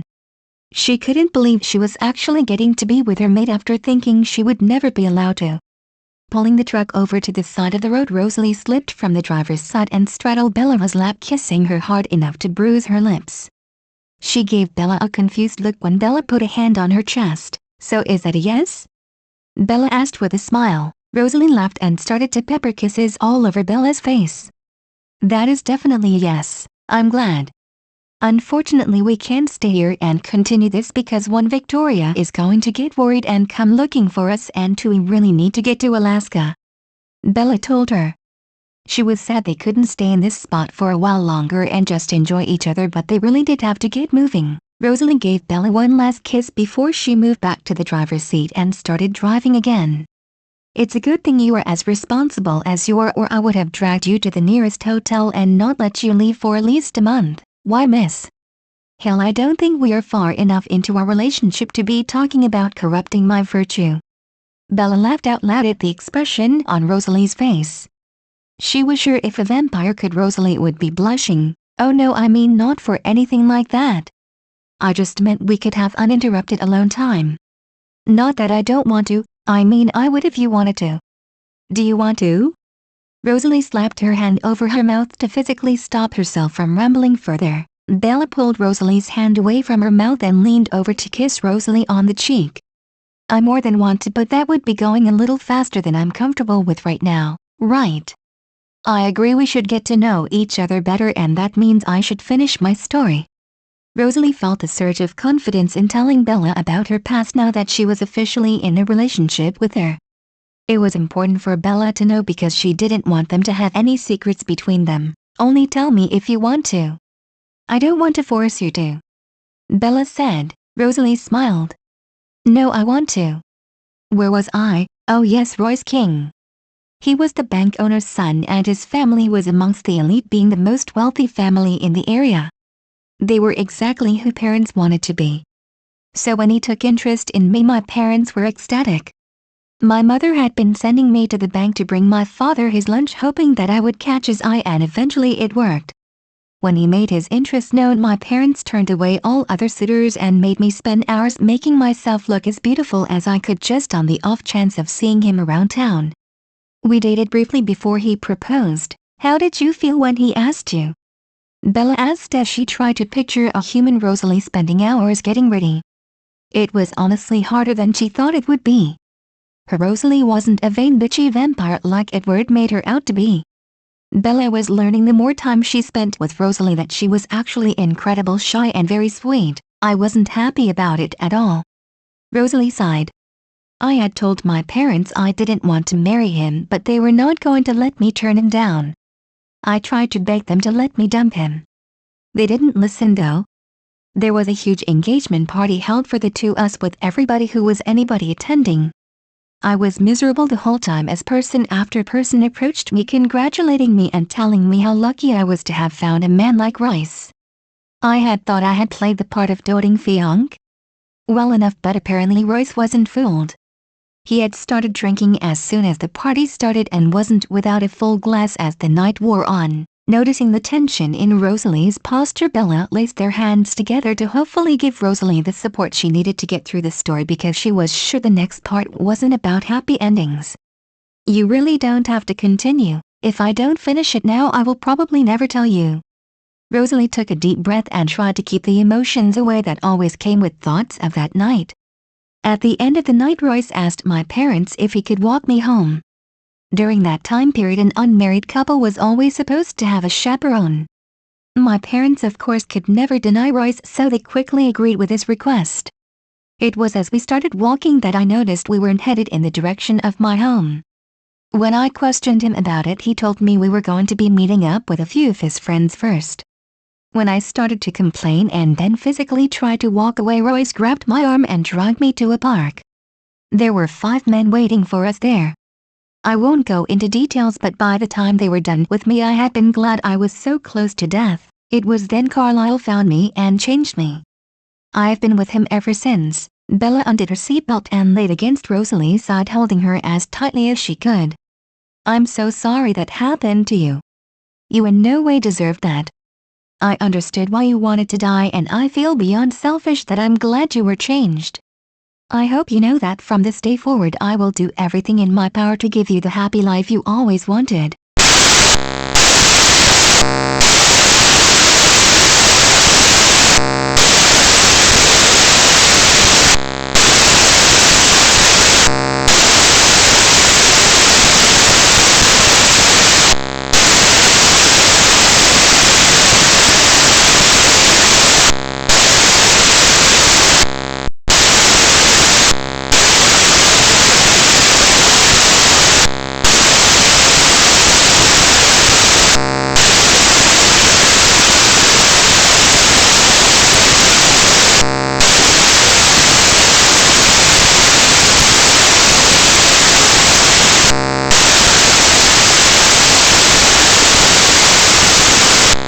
Yeah, okay. Bella agreed. She had thought she would be fine resting in the truck, but it just wasn't comfortable enough to get proper sleep. A bed sounded heavenly, and if Rosalie joined her, she wouldn't complain. I'll text Victoria to let her know. Rosalie waited a minute to feel the annoyance she felt should have come when her mate mentioned Victoria, but it never came. Exploring her feelings, Rosalie actually decided that she wasn't annoyed with Victoria's role in the relationship with Bella, but actually felt grateful to have another person who cared as much for Bella as she herself did. Victoria didn't threaten the relationship Rosalie had with Bella, she had been encouraging it from the beginning. When Rosalie had been hesitant to even tell Bella about the mate bond, Victoria offered her support and helped Rosalie explain to Bella why she never told her. If Victoria had wanted, she could have used the fact that Rosalie had been forced to ignore the mate bond as a way to get Bella to reject Rosalie. Instead, she explained what was going on to Bella and had taken the whole thing in stride. Rosalie realized how lucky she was it was Victoria and not someone else that she shared a mate with. Victoria said she will meet us at the hotel. I gave her access to my phone before we left so she knows where we are in case something happens. Bella told Rosalie. She initially had balked at the idea of someone knowing where she was at all times, but after Victoria explained her reasoning, she had agreed. It would be a lot safer for Victoria to be able to get to her as quickly as possible if Bella needed help. Rosalie also thought that was a good idea. I would say link your phone with mine, but I am still connected to the Cullens plan. I need to set up a new phone. Hell, I need to set up new everything. We will work it out, don't worry. Bella reassured her, noticing Rosalie was beginning to panic. You aren't alone anymore. You have me and you have Victoria to help you. Once we get settled, we will make a plan and everything will be just fine. Rosalie took a deep breath and released it slowly. Bella was right, she wasn't alone anymore. That meant that it was no longer her by herself fighting against the hold her sire had over her. Victoria had already promised to protect her from her friends and her revenge on the Cullen Coven. Then there was Bella, who had already shown to have a powerful gift even though she was still human. If she was really thinking about it, she didn't have much to fear anymore. The Cullens couldn't do anything to her even if they wanted to. You know what I just realized? What? Bella was confused by the calmness she now felt coming from Rosalie. It was a quick turnaround from the panic she felt moments ago. Rosalie smiled as she pulled off the exit following the signs for the hotel advertised. I just realized I'm free. I don't have to worry about Edward trying to claim my mate anymore, nor do I have to deal with Carlisle showing me off like a piece of meat to anyone he wanted to flaunt owning my beauty to. I will miss Emmett as he was just as stuck as I was with him, but I can honestly say for the first time in both my human and vampire lives I am happy. I am legitimately happy with the way things are turning out. Even not knowing what is going to happen next, I'm not worried because you are right. I have you and I have Victoria by my side for the rest of eternity. Never doubt that for a second, sweetheart. Bella leaned across the cab and kissed Rosalie's cheek as she pulled into the hotel parking lot. Rosalie parked the truck, turned it off, then raced around to the passenger side to get the door for Bella. She enjoyed the blush her mate sported at the action. Did Victoria say when she would be here? Bella looked around, spotting Victoria's car pulling in the parking lot. There she is. That was fast. Rosalie said as Victoria got out of her car. I was keeping pace with you guys. I just got stuck at a light or I would have been right behind you. Victoria told them. Rosalie looked away, embarrassed that she hadn't noticed that. She was supposed to be protecting her mate and she was doing a piss poor job of it apparently. She vowed that from then on she would be more vigilant. So how do you want to do this? I don't want to check in under my name because the Cullens would be able to trace it as my bank info is linked to them. You don't have your own bank account? Victoria asked, surprised. Rosalie had told her her sire was controlling, but even then she figured Rosalie had stashed some money away without anyone knowing. Carlisle controls all that. Rosalie easily interpreted the look on Victoria's face. I know what you're thinking, and no, I don't have any secret bank accounts. I tried that once, but Alice had a vision of me setting it up and told the family about it. They actually took away my access to money for 10 years after that. If I wanted something, someone else had to take me shopping as I was not trusted to go alone. Jesus, Rosalie! Bella exclaimed. She quickly pulled Rosalie into a hug. I don't know how you survived living like that for all these decades, Rosalie sighed as she held Bella. She hadn't really thought out about her situation that much as it had all become normal over the years. I never really knew any different until I locked eyes with you in the parking lot of school that day. I have plenty of money saved from being alive so long that you can have all the access you want to it. Victoria told her. However, I think it would be a good idea to set up private bank accounts for both of you when we get settled in case you need money for anything, especially if there is an emergency. Rosalie wasn't sure how comfortable she was with the offer. Victoria wasn't her sire or even her mate. The only link the two of them had together was their mate bonds with Bella. It wasn't Victoria's job to take care of her. You don't have to do that. I'm sure now that I'm away from my coven I can figure out a way to make my own money, don't you get it? Victoria rested her hand on Rosalie's shoulder, waiting for Rosalie to look at her to finish speaking. The three of us are a coven now. Not only are we a coven, but we are one that is bound together by something stronger than a sire bond. The mate bond we share with Bella makes it not only my responsibility to take care of Bella but you as well, because your well-being and happiness directly affect her. I'm sure as things progress there will be times when it will be your job to take care of me, and if you accept my help then I will gladly accept yours as well, okay? Rosalie cleared her throat to get a moment to get her emotions under control. She told herself to accept the help Victoria was giving now because Victoria was right. It would one day be her job to take care of the three of them. That's just how life worked. Where one person was strong another was weak. Rosalie had no doubt she would get a chance to repay the kindness soon because as soon as the Cullens caught on she was gone she knew all hell would break loose. Good, now that is out of the way, I am going to go check in under my name. You guys grab whatever you need for the night, Victoria said. Bella, do you want to go out to eat or do you want to get takeout? I think takeout. I'm not in the mood to go out, Bella replied. Alright, let's go get settled because I can't wait to spend the night with my maid in a hotel room. Victoria winked before she walked away, leaving a blushing Bella and a stuttering Rosalie behind. How can you eat that stuff? It looks disgusting with all that grease, Victoria said as she watched Bella eat her third piece of pizza while the trio was sitting on the couch in the hotel room watching a movie on TV. They had lucked out and the presidential suite had been available, so they had not only had a bedroom but a sitting room where the two vampires had a place to hang out while Bella used the bed. That is if Victoria couldn't find a way to get Bella to share the bed with her and Rosalie. The less clothing the better in her mind. The only thing stopping her from seducing her little mate was the fact that the girl had a rough couple days and she didn't want Bella to be pushed past the limit again. Her mind went through many different scenarios of things they could do that wouldn't stress Bella out, but she wasn't sure what Bella or Rosalie would be comfortable with. She had no clue what Rosalie's sexual history was, but Bella had told her that she was a virgin, so Victoria knew she had to be patient when it came to claiming her mate. That didn't mean she wouldn't be up for anything Bella suggested though. Pizza is a food staple for people that live off of takeout, Bella pointed to herself. That would be me when I don't feel like cooking. My dad didn't care what I did with the food budget as long as he had his dinner ready for him when he got home and I had breakfast ready for him every morning.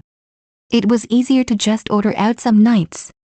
Pizza was the only food that was available to be delivered in forks. I've grown to like it quite a bit, Rosalie shook her head. She couldn't believe how neglectful her mate's parents were. She noticed when helping Bella pack her stuff that there was barely anything personal. It had only taken Bella 5 minutes to pack a lifetime's worth of possessions into 3 boxes and a duffel bag full of clothing. It made Rosalie's heart ache knowing that her mate had so little in the way of mementos. It was just more evidence of how alone Bella was in this world. That Bella turned out the way she did was a miracle. She had reason to hate the world, but Bella remained positive and still had easily opened her heart to not only Victoria but Rosalie as well. When we get to Denali, I'm sure if you asked, Carmen would be more than happy to make you homemade pizza. She loves to cook more than Azim, and her kitchen puts most professional ones to shame. What is the Denali coven like, and did you tell them about Bella and myself? Victoria asked. I sent a text to their coven leader Tanya telling her that I would there in a few days with guests and to please not tell anyone about it, Rosalie said. I didn't tell her more because I was afraid that if she talked to Carlisle she would mention it before we had a chance to explain. Bella was confused.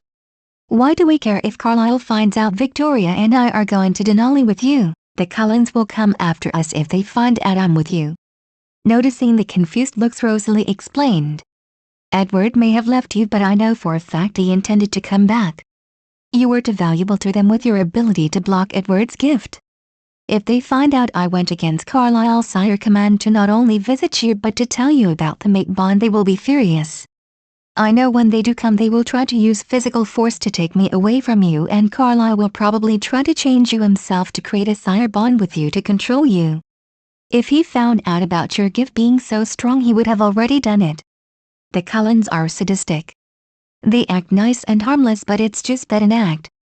Carlisle has been trying for decades to fill his coven with gifted vampires so he can overthrow the Volturi. He and Edward have been plotting since Carlisle turned him and discovered he could read minds, if what you are saying is true.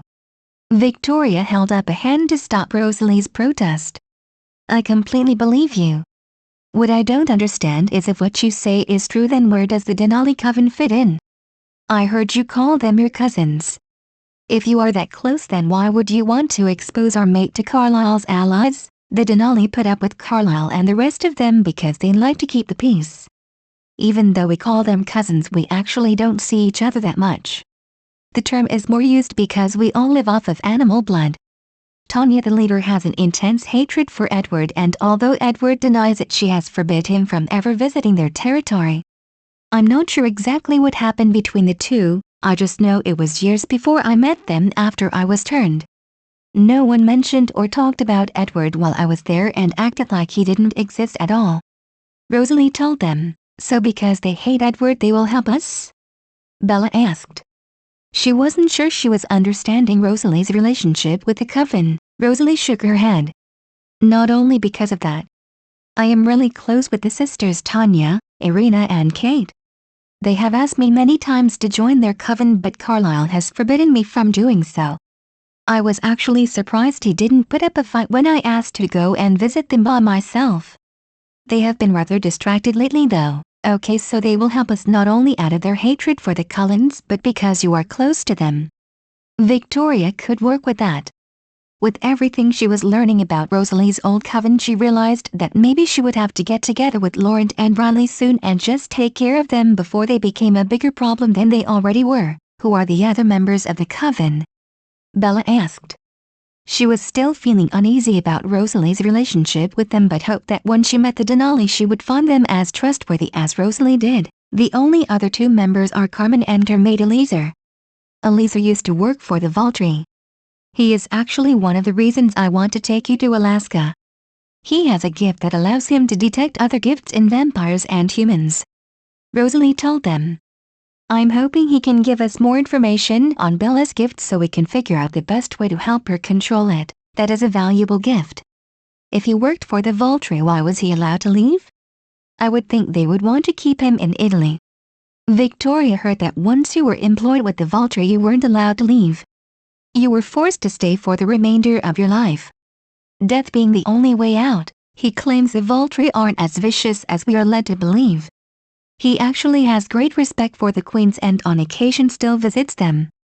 Rosalie personally didn't really have an opinion on whether the Valtry were evil dictators or not. The only information I know about them from anyone other than him is from Carlisle, who used to be part of the Old Guard when the kings were in charge. I think in some ways his loyalty to the kings and hatred of the queens is the reason he wants to overthrow them. His belief that women are inferior to men and shouldn't be in charge probably being another thing fueling his plans. I think after we get everything with Bella settled I need to contact Laurent and Riley. It seems our issues are now more than just revenge. They are a threat to our mate bonds, and I don't know about you two but I won't let a threat against us continue to live. Victoria said. Do you think the Denali would stand against the Cullens with us? Bella asked. After Edward had left her in the woods her feelings for the Cullens were neutral. She didn't have any feelings good or bad for them. They just existed as someone from Bella's past that she never planned on seeing again. Now though, knowing they wanted to harm not only herself but Rosalie as well, she wasn't going to let that happen. Rosalie, Victoria and her had a chance at a happiness that each had craved in their own ways, and she would be damned if some women-hating idiots were going to take it away. I believe they will if it comes to that. Rosalie told her, well, there isn't much we can do now except enjoy each other's company, and as I said before, I was looking forward to spending the night in a hotel room with my mate. Victoria took the empty plate from Bella's hand and set it down on the coffee table. Turning back to Bella, she ran a finger down Bella's neck, smirking when she felt Bella shiver. So Bella, now that we have you alone, what exactly would you like to do? Bella gulped. She knew exactly what she wanted to do, but she wasn't sure if she was ready for that yet. It might not even be safe. Noticing Bella's flustered state, Rosalie decided to have pity on the poor girl. How about the three of us go to the bedroom and Victoria and I give you a nice massage? That sounds like a wonderful idea. Victoria agreed. She was surprised that Rosalie had taken the initiative. Victoria thought that Rosalie would have been more prudish and Victoria would be the one leading both girls through their sexual relationship. It was good knowing that it wouldn't all fall on her shoulders. Okay, how about I take a shower and meet you both in bedroom when you are ready? Bella needed a minute to catch her breath, and she would really like to clean herself after living in the cab of her truck for almost a day. Do you need help washing your back? Victoria asked a little too innocently to actually be innocent. Bella stumbled into the wall at the thought. She ignored the twin laughs she heard behind her. No, I will be fine, Rosalie grinned as she watched her little mate leave the room. Do you think she is in the bathroom right now having a panic attack? I think you will find that her mate may surprise you. I don't know how she was with your brother, but in the times I have spent with Bella she has been open to physical affection and has been the one to introduce touches. Victoria told her. She was meek and passive when she was with my brother. Rosalie frowned thinking about it. He told her what to do and she did it. I hated watching this girl who was originally so full of life be broken down into something that didn't even resemble the strong independent woman I knew she was. When I asked her what happened with you guys, she explained to me the only reason she ever went along with even dating Edward was because she thought they were mates. She was always a lesbian and never really thought about men. Bella was convinced to stay with him because her whole family kept telling her that we were meant to be together. I think that's why she recovered so easily when you guys left. Once she realized she wasn't Edward's mate, she felt relieved. Victoria thought to that first conversation fondly. It was the first time she spoke to her mate and she would always cherish it. Hearing that Bella was relieved that she wasn't Edward's mate helped soothe the part of Rosalie that was still fearful that Bella would willingly pick Edward over her. It had been forced into her mind over and over that Bella belonged to Edward and Rosalie would never be with her, but hearing that Bella didn't actually care was nice to hear. She still would talk to Bella about it, but she wasn't as worried anymore.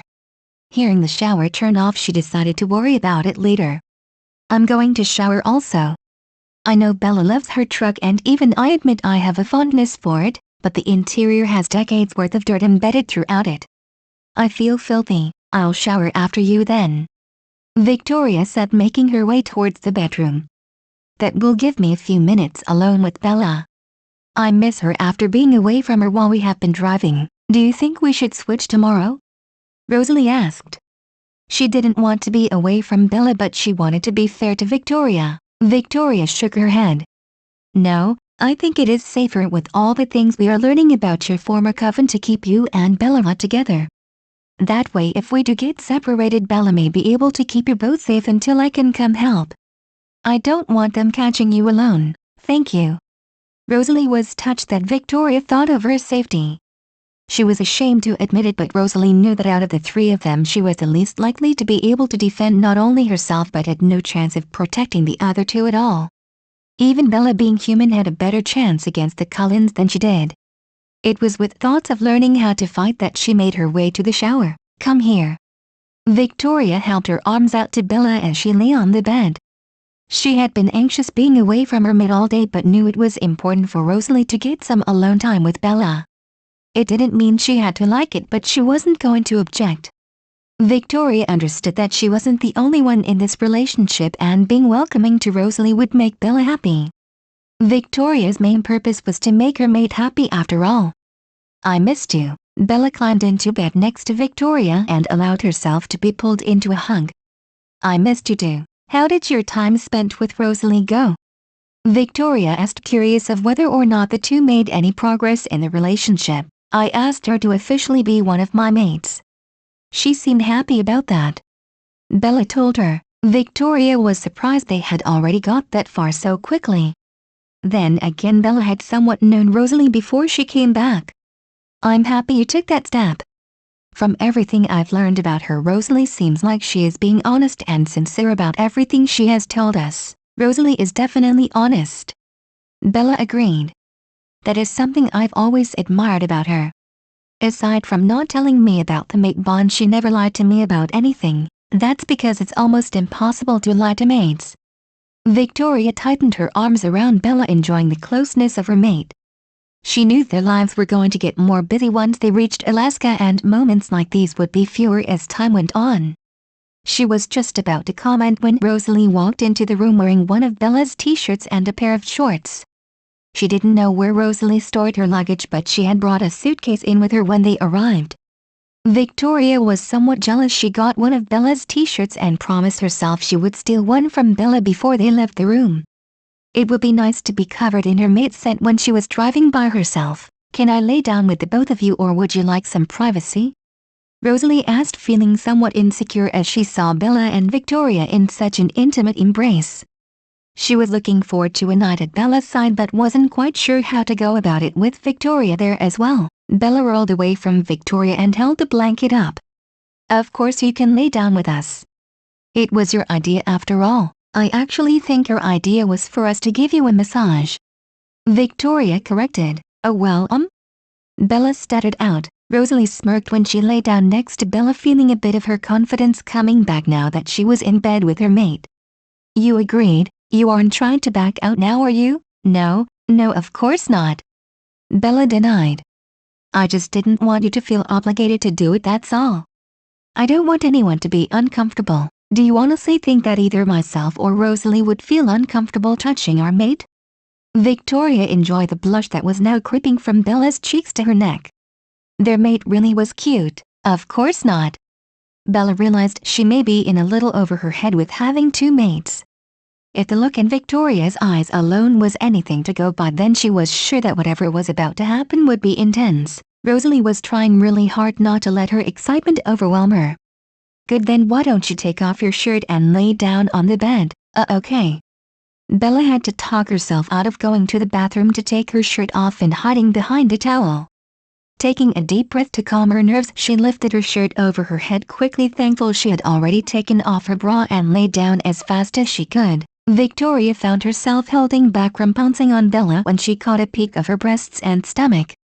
She had seen Bella without clothes on before when they were taking care of her, but now her mate was fully awake and able to participate in the many activities that Victoria had running through her mind. Deciding to be bold, she straddled Bella. "It's alright if I sit here, right? It's the perfect spot to give you a proper massage," Bella gulped. "It's fine." Rosalie watched the two from her space on the bed, feeling like she was intruding. She wasn't exactly experienced in anything of a sexual nature, and the idea of being with more than one person at a time was beyond anything her brain could comprehend. She promised herself when she got a chance she would research the subject. Just as she made up her mind to leave Bella and Victoria alone, Rosalie was surprised when Victoria motioned for Rosalie to sit in front of Bella. In a whisper too low for Bella to hear, she asked, "What should I do? Sit in front of her and rub her neck and head? If you want, you can put her head in your lap if it's comfortable." Victoria gave Rosalie a reassuring smile. While she wanted to be selfish and take control of situations, she knew it wouldn't be fair to Bella or Rosalie if she left Rosalie out. "Got it," Rosalie whispered back, then raised her voice so Bella could hear her. "Why don't you put your head in my lap and get comfortable?" Bella shifted her body so her head was in Rosalie's lap, blushing harder when she realized how close she was to Rosalie's crotch. "Is this okay?" "Perfectly fine." Rosalie set her hands on Bella's shoulders to start the massage but pulled back quickly when Bella flinched. "I'm sorry, are my hands too cold?" "No, I just wasn't sure what to expect." "Your coldness doesn't bother me," Bella reassured her. Rosalie took that as permission to continue and began to rub her hands over Bella's shoulders. She noticed how tight Bella's muscles were and wondered if Bella was actually enjoying this or if she was too anxious to relax.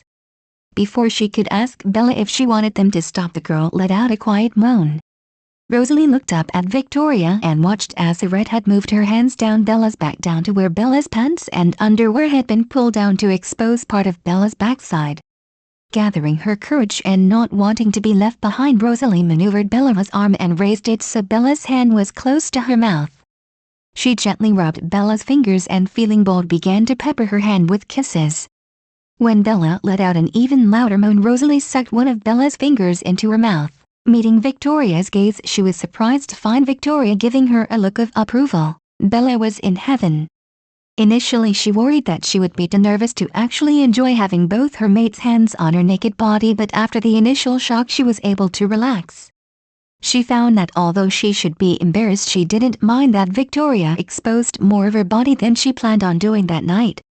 Bella had thought that nothing could feel better than Victoria's hands running over her body, but when Rosalie began sucking on her fingers she felt herself getting incredibly wet. She knew her mates could smell her arousal, but she was too far gone to care. Victoria held back a growl when she smelled just how excited Bella was becoming. She had promised herself that she wouldn't push her little mate into too much too soon, but it was hard because she felt at that moment Bella would have agreed to anything. That didn't mean she couldn't progress things a little further though. Leaning down, she purred into Bella's ear. "Roll over." Bella didn't even hesitate to fulfill the demand. Before she was even done turning, Victoria's lips were on hers. This kiss wasn't like the previous ones they had. Those had been sweet, a way to show their new affection to each other. This kiss was full of passion that Bella could barely believe was focused on her. When Victoria pulled back, she whimpered at the loss, but the whimper turned into a moan when she felt Victoria turn her attention to Bella's neck. She shivered when she felt cool lips followed by teasing bites trail down her throat. She had a fleeting thought that she should probably be afraid to have a vampire's teeth that close to her neck, but dismissed it when Victoria began sucking on the skin. Rosalie watched in rapt fascination as Victoria was all over her mate. It shocked Rosalie that she was more turned on than angry. Just as she was deciding exactly what to do, she felt Bella's hand grab her neck and pull. Looking down at the list in Bella's eyes, all trepidation fled Rosalie's mind and she happily connected her lips to Bella's. She hadn't had many opportunities to kiss Bella and wanted to make sure she memorized every second. When she felt Bella's tongue ask for entrance, she opened her mouth to greet it with her own. Bella's aggressiveness was somewhat of a surprise, as when she had been around the girl she was shy and barely spoke. There was nothing shy about Bella now, as she was hanging onto Rosalie's neck like she never wanted to let go. Knowing Bella wasn't quite ready to have sex even if her hormone-riddled brain would agree, Victoria realized that they would have to cut this little session short. That didn't mean that she couldn't get Bella off though. Moving her body so her leg was in between both of Bella's, Victoria lined her thigh up with Bella's center. Slowly she added pressure, delighting in Bella's gasp of surprise. Noticing that Rosalie once again looked at loss of what to do, she grabbed Rosalie's hand and put it on Bella's breast. Rosalie gave her a grateful smile and began to palm Bella's breast. Convinced Rosalie was going to be fine on her own, Victoria leaned down and took Bella's nipple into her mouth, feeling Bella's hands immediately wind themselves into her hair, holding her to Bella's breast, all the while thrusting her thigh against Bella. Bella didn't know what to think anymore. There were too many sensations all at once and she wasn't sure whose hands were whose anymore. All she could do was hold on to Victoria as she felt the pleasure building up inside her. She felt like she was coming undone with each thrust of Rosalie's tongue in her mouth and Victoria's thigh against her. It was almost too much to handle. She was seconds away from begging them to stop because it was all too much when suddenly she felt hot molten lava flow through her veins as she ripped her mouth away from Rosalie and screamed. She couldn't take how it felt, and as it subsided she found herself exhausted. Not even able to open her eyes, she mumbled out, "I love you." Rosalie felt her heart clench at the declaration. It might have been in the heat of the moment blissed out after coming, but it was still something she had thought she would never hear from Bella, no matter how hard she hoped. Running her fingers through the brunette's hair, she sighed at how things had turned out. She was so happy to finally be with Bella, but knew they would have many trials ahead of them. Victoria's voice broke her out of her musings. "I think she's out of it for the night. Are you going to stay with us?" Victoria asked as she moved Bella under the blankets and adjusted the pillows so she would be more comfortable. "Yeah, I think I will." Rosalie decided right then that she would spend the night enjoying the company of her mate and not worry about tomorrow. She had plenty of time to worry and stress in the future, so she didn't need to ruin her good mood after having an amazing night with Bella.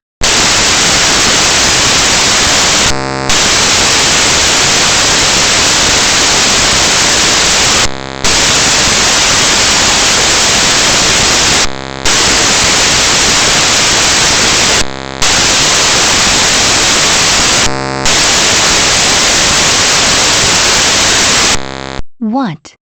Bella asked. Rosalie shot a glance at Bella. The girl had been somewhat distracted all morning, but Rosalie had thought she was just tired. No, she wasn't sure. "I said we should be there in a couple hours." "That's great," Bella said. She was feeling a little shy after the night before. Bella didn't really know how to act after waking up half naked in bed with Rosalie and Victoria on either side of her. "Are you okay?" Rosalie was starting to get worried. Had they pushed Bella too far the night before? Was she now regretting what they had done? Bella nodded her head. "Yeah, I'm fine, Bella." Rosalie reached for Bella's hand, feeling relieved that Bella took it without hesitation. I can tell something is bothering you. Please tell me. Are you regretting last night? No, of course not. I just feel really bad that I was the only one who got the attention. I mean, I didn't even touch either of you. Bella admitted. Rosalie smiled. Neither myself or Victoria were left unsatisfied, I promise. Both of us wanted to make you feel good. You did feel good, right? Bella could feel her cheeks starting to warm. I enjoyed myself very much. Then there is no need to worry. If you want, we can call Victoria right now and she will tell you the same thing. Rosalie was feeling better now that she understood Bella's concerns. She found it adorable that Bella was worried about her and Victoria. Rosalie personally couldn't have been happier with how their first step into a sexual relationship went. She wasn't sure if she could have handled anything more. So what have you all been up to since you left Forks? Bella asked, wanting to change the subject from anything sexual. Well, the family has kind of split up. Rosalie told her. Edward is being all doom and gloom and has been in South America recovering from losing his one true love, as he likes to claim. He is being his overdramatic self, of course. I know he had always planned on coming back to you. I think he figured he needed a break from you so he could get control over his bloodlust after the incident with James. What happened at your birthday party was just the catalyst for him to leave for a while. I think he also was trying to figure out how to get Carlisle not to change you. Why wouldn't he want Carlisle to change me? Bella was confused. If what you said about collecting gifted vampires is true, I would think they wanted me to be one right away. It all comes down to your blood. Once you're a vampire, he wouldn't have access to your blood anymore. Rosalie explained. That's so creepy to think that there is someone in the world who is obsessed with my blood. Bella shivered at the thought. What about the mate bond? How does that work once I'm a vampire? The fact that you not only have a bond with me but Victoria as well changes everything they planned for you. If I was the only mate you had and Carlisle was your sire, then he could order you to ignore the bond. The sire bond may not be romantic, but it is more powerful than the mate bond because of the venom that was used to turn you. With you having two mates, you couldn't be forced to ignore both bonds. All it would take was for me and Victoria to come together and we could overpower the sire bond. Rosalie scowled, thinking about Carlisle changing Bella. She would do anything to keep it from happening. Luckily, Rosalie knew Victoria felt the same way and she had allies to back them up if the Denali didn't come through for them. Not that she expected the sisters to turn their backs on them. At least we know that if something happens, you and Victoria would be able to save me. Bella wasn't a fool. She knew they were going to be involved in a fight once the Cullens found out about her. She would feel better once they got to Alaska and could make a plan. The three of them had talked about what would happen when she was turned, but they hadn't talked about exactly when she would be. Bella honestly wasn't sure how she felt about it. She had assumed when she was with Edward that she wouldn't become a vampire. Now though, she didn't see any other option. Not only to keep herself safe but to help keep her mate safe. Rosalie, especially because she didn't have any kind of gift in Carlisle, had control over her. Enough control that made her ignore the mate bond between them. Nothing is going to happen to you, no matter what happens, Victoria and I will protect you with everything we have. Rosalie promised. I believe you. Bella reassured her. What I don't get is Alice's role in all this. We were like best friends and she was the one who explained the mate bond. When I had my doubts, she was always there telling me that it was just the way humans felt the bond. Never did I question it because I trusted Alice to never lie to me. To be honest, I don't get Alice either. She has always followed along with Carlisle and Edward. The thing that doesn't make sense the most though is that I believe she genuinely likes you. She has been depressed since we left and had fought to stay in Forks.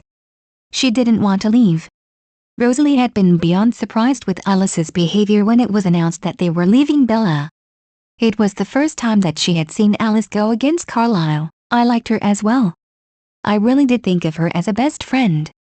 That's why I was convinced that Edward was my mate. I told Alice many times that I didn't think I was, and even confided in her that I had a crush on you. She told me it was natural because that's what everyone felt when they were around you. She claimed that it was part of your gift. It came with how beautiful you are. Bella told her. Of course, because nobody could like me for more than my looks. Rosalie scoffed. From our many interactions, I feel like Alice was jealous of me. She has been the one to always tell Carlisle about what I'm doing, especially when I do something he wouldn't approve of. I just don't understand why though. I'm not a threat to her. We don't have anything to compete about. It's just since she joined the family she has done everything she can to make me look bad. I would be surprised if they haven't tried to find me already. I turned off my phone so they couldn't track me, but that wouldn't stop them from having Alice check in to see where I was and what I am doing. Do you think they will be in Alaska when we get there? Bella asked. She wasn't quite ready to deal with the headache that was the Cullens just yet. It would be nice to have a couple stress-free days to be with her mates, but she knew that was too much to ask for. They had way too much going on to be able to have free time. I want to say no, but I honestly don't know. We made the decision a couple days ago, so that would be enough for Alice to possibly get a vision, but her visions aren't as reliable as she likes to tell people. Enough about them though. Let's talk about you. What have you been up to since we left? Rosalie asked. She figured that they would be spending a lot of time dealing with the Cullens very soon and wanted a chance to learn more about her mate. Not anything really fun. When you guys left, it kind of sucked for about a week. I was mostly confused because I didn't miss Edward. I was relieved to not have to deal with him anymore. That's what was sucky. Here I had been told that Edward was supposed to be my forever and I couldn't care less he was gone. Bella chuckled. I bet it would have pissed him off to find out that I missed you more than anyone else. Rosalie chuckled along with her. Yeah, he definitely would have been upset that you weren't crying and depressed without him. Did you really miss me? Bella leaned over and kissed Rosalie's cheek. I did miss you. I didn't know you as a person then, but I missed the fact that I didn't get to have a chance to have at least a friendship with you. Like I told you, I had what I thought was a crush on you, but Alice had me convinced that it was natural. I wanted to be with you more than Edward, but I didn't think you would want me. Then there was the whole mate bond they were trying to sell me on. I kind of think I was in the headspace of knowing they were lying to me, but just went along with it because I couldn't figure out what they would gain from it. I mean, if I wasn't, why would Edward want to be with someone who wasn't his true mate? I didn't think anyone would sacrifice having the chance at true love for some human, even if their blood was tasty. I think when it comes down to it, Carlisle would have allowed me to act on the mate bond if it wasn't for Edward. I have said it many times, Edward is Carlisle's most prized possession. I went to Carlisle first to tell him of the bond, but when Edward claimed you to be his mate, Carlisle forbid me from acting on it. You being Edward Singer has him believing that you are his mate. He once said that you were the ultimate test from God. Having a mate that could block his gift with blood that tempted him so much was his way of proving himself worthy of heaven by not killing you. He liked to brag about how superior his restraint was. Poor Emmett got the worst of his comments. Rosalie told her. What happened to Emmett? Bella undid her seatbelt and scooted over so that she could lay her head on Rosalie's shoulder. She knew if there was an accident, Rosalie would protect her. Rosalie sighed as she felt the guilt related to Emmett once again. I was the reason Emmett was turned. I found him while hunting. He had been mauled by a bear and I felt so bad for him. Something inside of me wanted to save him. I had only been a vampire for a few years and life hadn't been that horrible yet, so I thought it would be okay for Emmett. I brought him to Carlisle, who changed him. Emmett was born to be a vampire, he likes to say. Unfortunately, he has been stuck in the same position as me. Carlisle forces him to stay with the family and likes to show off Emmett's strength like he's some circus performer. I have apologized many times to Emmett for how his life turned out, but he has promised me he is happy to be a vampire. He was the one who encouraged me not to give up on being with you. He was there every time I felt like giving up, trying to fight for us, telling me that when it happened all this would have been worth it. I have always liked Emmett. He is like the big brother I wished I had. We didn't get to hang out as much as I would have liked, but when we did I had a lot of fun. Bella did like Emmett. He was a stand-up guy and always made her smile. His presence at the Cullen home was what made the visits bearable. What is SM really like? Rosalie put her arm around Bella and pulled her close to her body. She liked the fact that she could touch Bella whenever she wanted to without worrying about punishment for acting on their bond. SM is complicated. Carlisle had found her in the morgue after she jumped off a cliff trying to kill herself. Her human husband was abusive, and a couple years into her marriage she got pregnant. When she had her child, the baby was stillborn. SM was really depressed about it and felt like she had nothing left to live for. I often wonder if she is actually Carlisle's mate. I wouldn't put it past him to claim a false mate bond. I do know that although she follows Carlisle's lead on everything, she did genuinely love you like her own child. Carlisle never let her really mother any of us. She was more of his eyes and ears when he wasn't around. With you she got to fulfill her wish to care for a child, and he couldn't stop her. He wanted you to feel like a part of the family so it would be easier to convince you to be turned by him.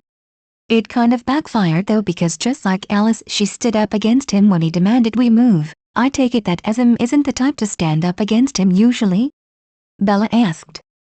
SM was nice to her and she enjoyed her company, but didn't really feel like they had that close of a relationship. She wasn't around her enough to have built enough of a relationship to have her thinking of SM as more than just her boyfriend and best friend's mom. Rosalie shook her head. No, not at all. That's what makes me think that Carlisle isn't her mate. I always wondered if he actually chose her because of her meekness. She was raised to believe that a wife should never question her husband and always do what she is told. That's what Carlisle thinks as well. He is of the mindset that women are property to be shown off and owned by men. That's why he changed me. He had seen my beauty, and when he had the chance he took it. I think eventually he would have turned me anyway. He wanted me for Edward, but Edward didn't want me. I thank God every day that he didn't. I don't know if I could have handled being with Edward. I would have tried to kill myself. I don't even want to think about you being with Edward. Bella nuzzled her head into Rosalie's neck, kissing the place her pulse point should have been. She smiled when she felt Rosalie shiver. As a matter of fact, I don't want to think about you being with anyone other than me. Rosalie bit back a moan as she felt Bella's tongue on her neck, followed by soft lips. I think you need to stop doing that if you want us to get to Alaska in one piece, okay? Bella sighed dramatically. I'll stop for now, but no promises for when we get there and have a chance to be alone. Then you better rest, because you are going to need a lot of energy if you plan to be alone with me. You'll need it because you know Victoria is going to want to be there as well. I'm not sure your human stamina will last that long with the both of us. Even though Rosalie was teasing, she had plans to take their relationship to the next level. She just needed to talk to Victoria first. It wouldn't be fair to make decisions regarding their mate without including her. Bella curled her legs up on the seat of the truck and laid her head on Rosalie's lap. I think a nap would actually be a good idea. I don't know when the next time I'll be able to sleep. I have a feeling we have a lot to talk about once we get to the Denali's. I'll wake you when we get there. Rosalie ran her hand through Bella's hair, taking a minute to enjoy the peace. Bella had a point. They did have a lot to talk about when they got. She felt Bella's breath even out. Rosalie sighed. She wished they were going to visit her cousins to just introduce her mate and celebrate the new mate bond instead of going there for help to protect her mate. Bella didn't deserve having to deal with all this danger and drama. She was just a human who ran across the wrong people. Although Rosalie was extremely happy Bella came into their lives, she wished she could offer her a peaceful existence.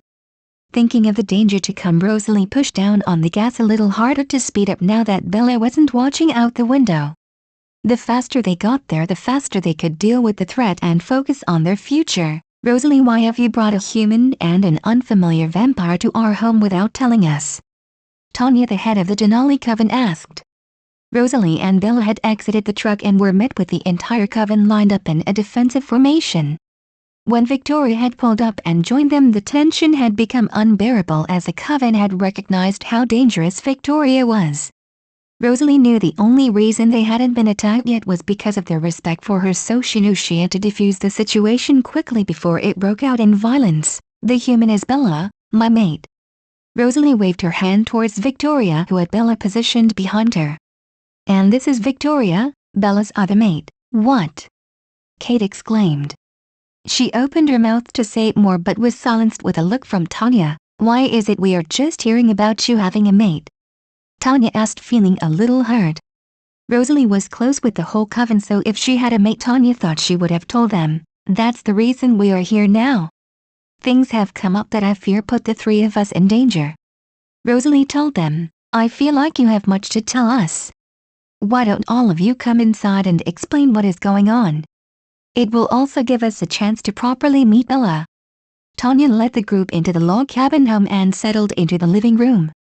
She took a seat in the chair that served as the focal point of the room, giving her the informal position of power. Rosalie may be a friend, but this seemed like a serious issue that concerned her coven, and Tanya wasn't going to relax until she had all the information. Especially with how little she felt she could trust the red-headed vampire. The woman Rosalie had called Victoria had been in protective mode over Bella, and Tanya knew that a vampire would fight to the death to protect a mate. Rosalie took a seat on a couch with Bella next to her and Victoria on the other side of Bella. She waited until Kate and Irina took their seats on the couch across from them, while Elisa and Carmen settled on the love seat before speaking. To understand what is going on, I'll have to start from the time Bella moved to Forks and met Edward. This has to do with Edward? Tanya asked. Edward was a name that wasn't spoken in her home, so if Rosalie was talking about him now, Tanya knew this was more serious than she thought it was. Yes. Rosalie flinched at Tanya's tone but knew it was important to tell the whole story. Bella had moved to Forks after we had already been there for a while attending high school. We all first saw her when she pulled into the parking lot of the school.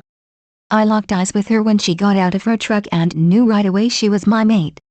Unfortunately, Edward noticed her as well. Bella is Edward's singer. If that wasn't enough to stir his interest, Bella also has a gift. Noticing eyes on him, Elisa cleared his throat. I detect that Bella is a shield of some type. It is at least a mental shield and quite powerful if she is stopping my own gift from reading her. Without further testing, I won't be able to actually tell you what it is she can do. Bella's gift can actually keep Edward from working at all. He can't read her mind. Rosalie told them. It was also the reason Edward thought Bella was his mate. I thought you said Bella was your mate? Irina asked, confused. She is. I went to Carlisle and told him Bella was my mate and not Edward's, but he used the sire bond to make me ignore the mate bond. He forced me to not speak to Bella about being her mate. Rosalie, noticing the incredulous looks, felt that coming here was the right idea.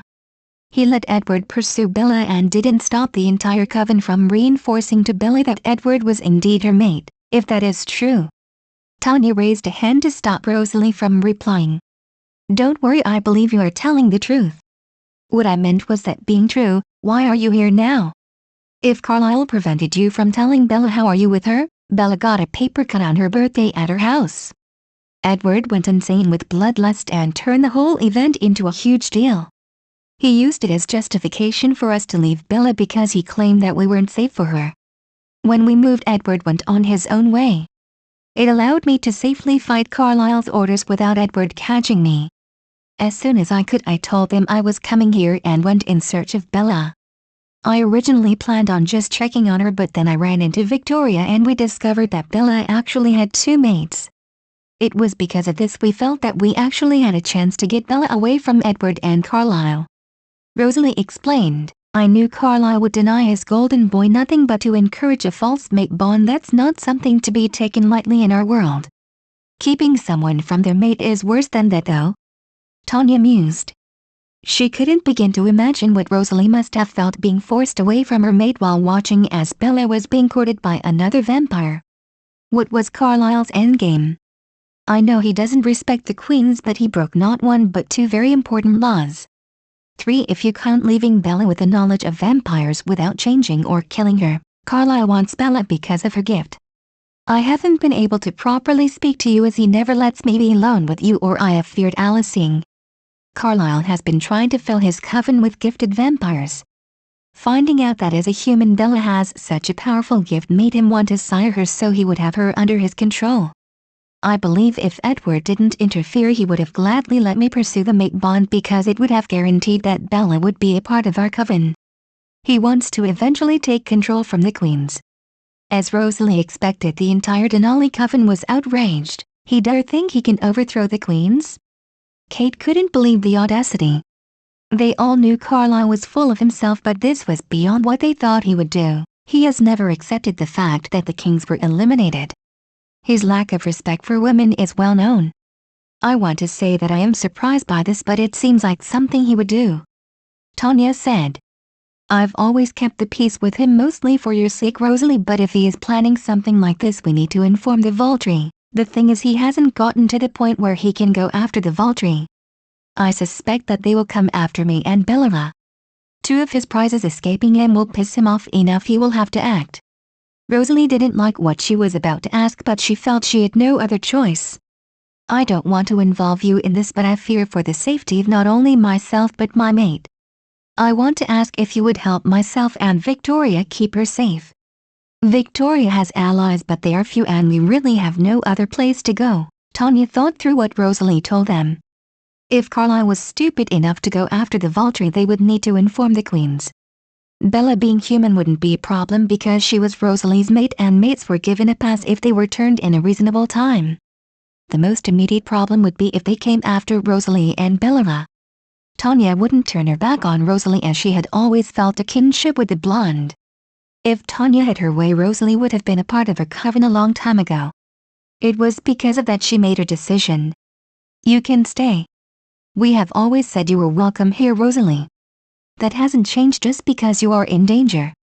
We will have to reach out to the Volturi as it is the law to inform them of dangers, and the queens deserve to know if someone is trying to undermine their regime, so I know I speak for the others when I say that you have our protection. Both your mate and Victoria as well. Hell yeah, we will help. I haven't had a proper fight in centuries. Kate smiled at the thought of being able to take out her anger on Edward. She had been held back the last time, but now it seemed like she would finally get her chance. I want to say I hope it won't come to a fight, but I fear it is almost a guarantee it will. I'm actually surprised that Alice hasn't called you already to see where I was. I turned off my phone after I left so they couldn't contact me. Rosalie wasn't going to turn it on either. Now that she had the support of Tanya and the Denali coven, she felt bold enough to cut ties with the Cullens. There was no need to play their games any longer. Bella's stomach chose that moment to break her out of her thoughts. Sorry. We haven't stopped to get food lately, Bella said sheepishly. She hadn't really thought about stopping and hadn't realized how hungry she had been. Bella, you should have said something if you were hungry. Victoria had been silent during the meeting because these were Rosalie's people and she didn't feel it was right to interrupt. I wasn't hungry before now, Bella told them. Unfortunately, we don't have any food in the house, but it's easy to get to town. I wouldn't mind cooking for you if you'd like, Bella. Carmen was more than excited for the opportunity to use the kitchen. It had been longer than she could remember that she had cooked for someone. Yeah, sure. That would be nice, thank you. Carmen was a nice woman and she seemed sincere when she said she wanted to cook for Bella, so it was easy for Bella to accept her offer.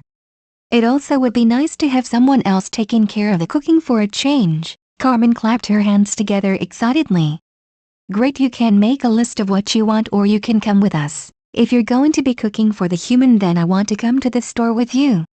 Kate was already planning all the things she was going to get the human to try to eat. She never had a human friend, so she never got the chance to learn what human food tasted like. With food being so different from when she was human, she had a lot of curiosity about human food. Hopefully Bella was cool enough to go along with her. Don't go crazy, Kate. Bella is only one person. Tanya easily caught on to Kate's scheme. She hoped Bella was easygoing. She had to be with Kate around. She would just have to warn Kate to not be as playful with Bella as she was with others, because if the serious look on Victoria's face was anything to go by, the redhead wouldn't put up with much when concerning her mate. While they go, why don't we get the three of you settled and then you can explain how Victoria came into the picture. No one has mentioned you before, so it would be interesting to know how you became involved with Bella. Irina wanted to know more about Rosalie's mate. The fact that the human had two mates was unusual and Irina really wanted to know how it came about. Irina, why don't you show them to one of the guest rooms? The largest one with the bathroom attached. Unless you want your own rooms? When they had constructed the house, Tanya had made sure they had a large room with amenities attached for Rosalie. The entire coven had hoped that eventually she would leave Carlisle and the rest of that toxic coven behind and had prepared for that day. Rosalie was like a sister to her just as much as Kate and Irina, and she knew they felt the same way as well. Bella felt Rosalie and Victoria's gaze on her. I think one room would be fine. I think you'll need to get a bigger bed if you stay for a while." Irina teased as everyone began going about their tasks, liking the way the human blushed at her comment. She wasn't sure when Bella was going to be changed, but it would be fun to have a human around for a while. It had been a long time since Irina was around one that knew her true nature. Irina had a feeling, even with the danger the three of them brought, that they were going to bring a lot of fun to the coven. Carmen and Kate were already ecstatic, and Eliezer had been looking at Bella with a look Irina knew he got when something interesting came to his attention. She hoped he wouldn't get too excited about Bella's gift and scare the poor girl. As for Tanya was happy to have Rosalie finally home where she belonged. The fact she had a mate was just the icing on the cake. Also, the thought of being able to eliminate Edward was very attractive. That would have had Tanya agreeing to anything, ended.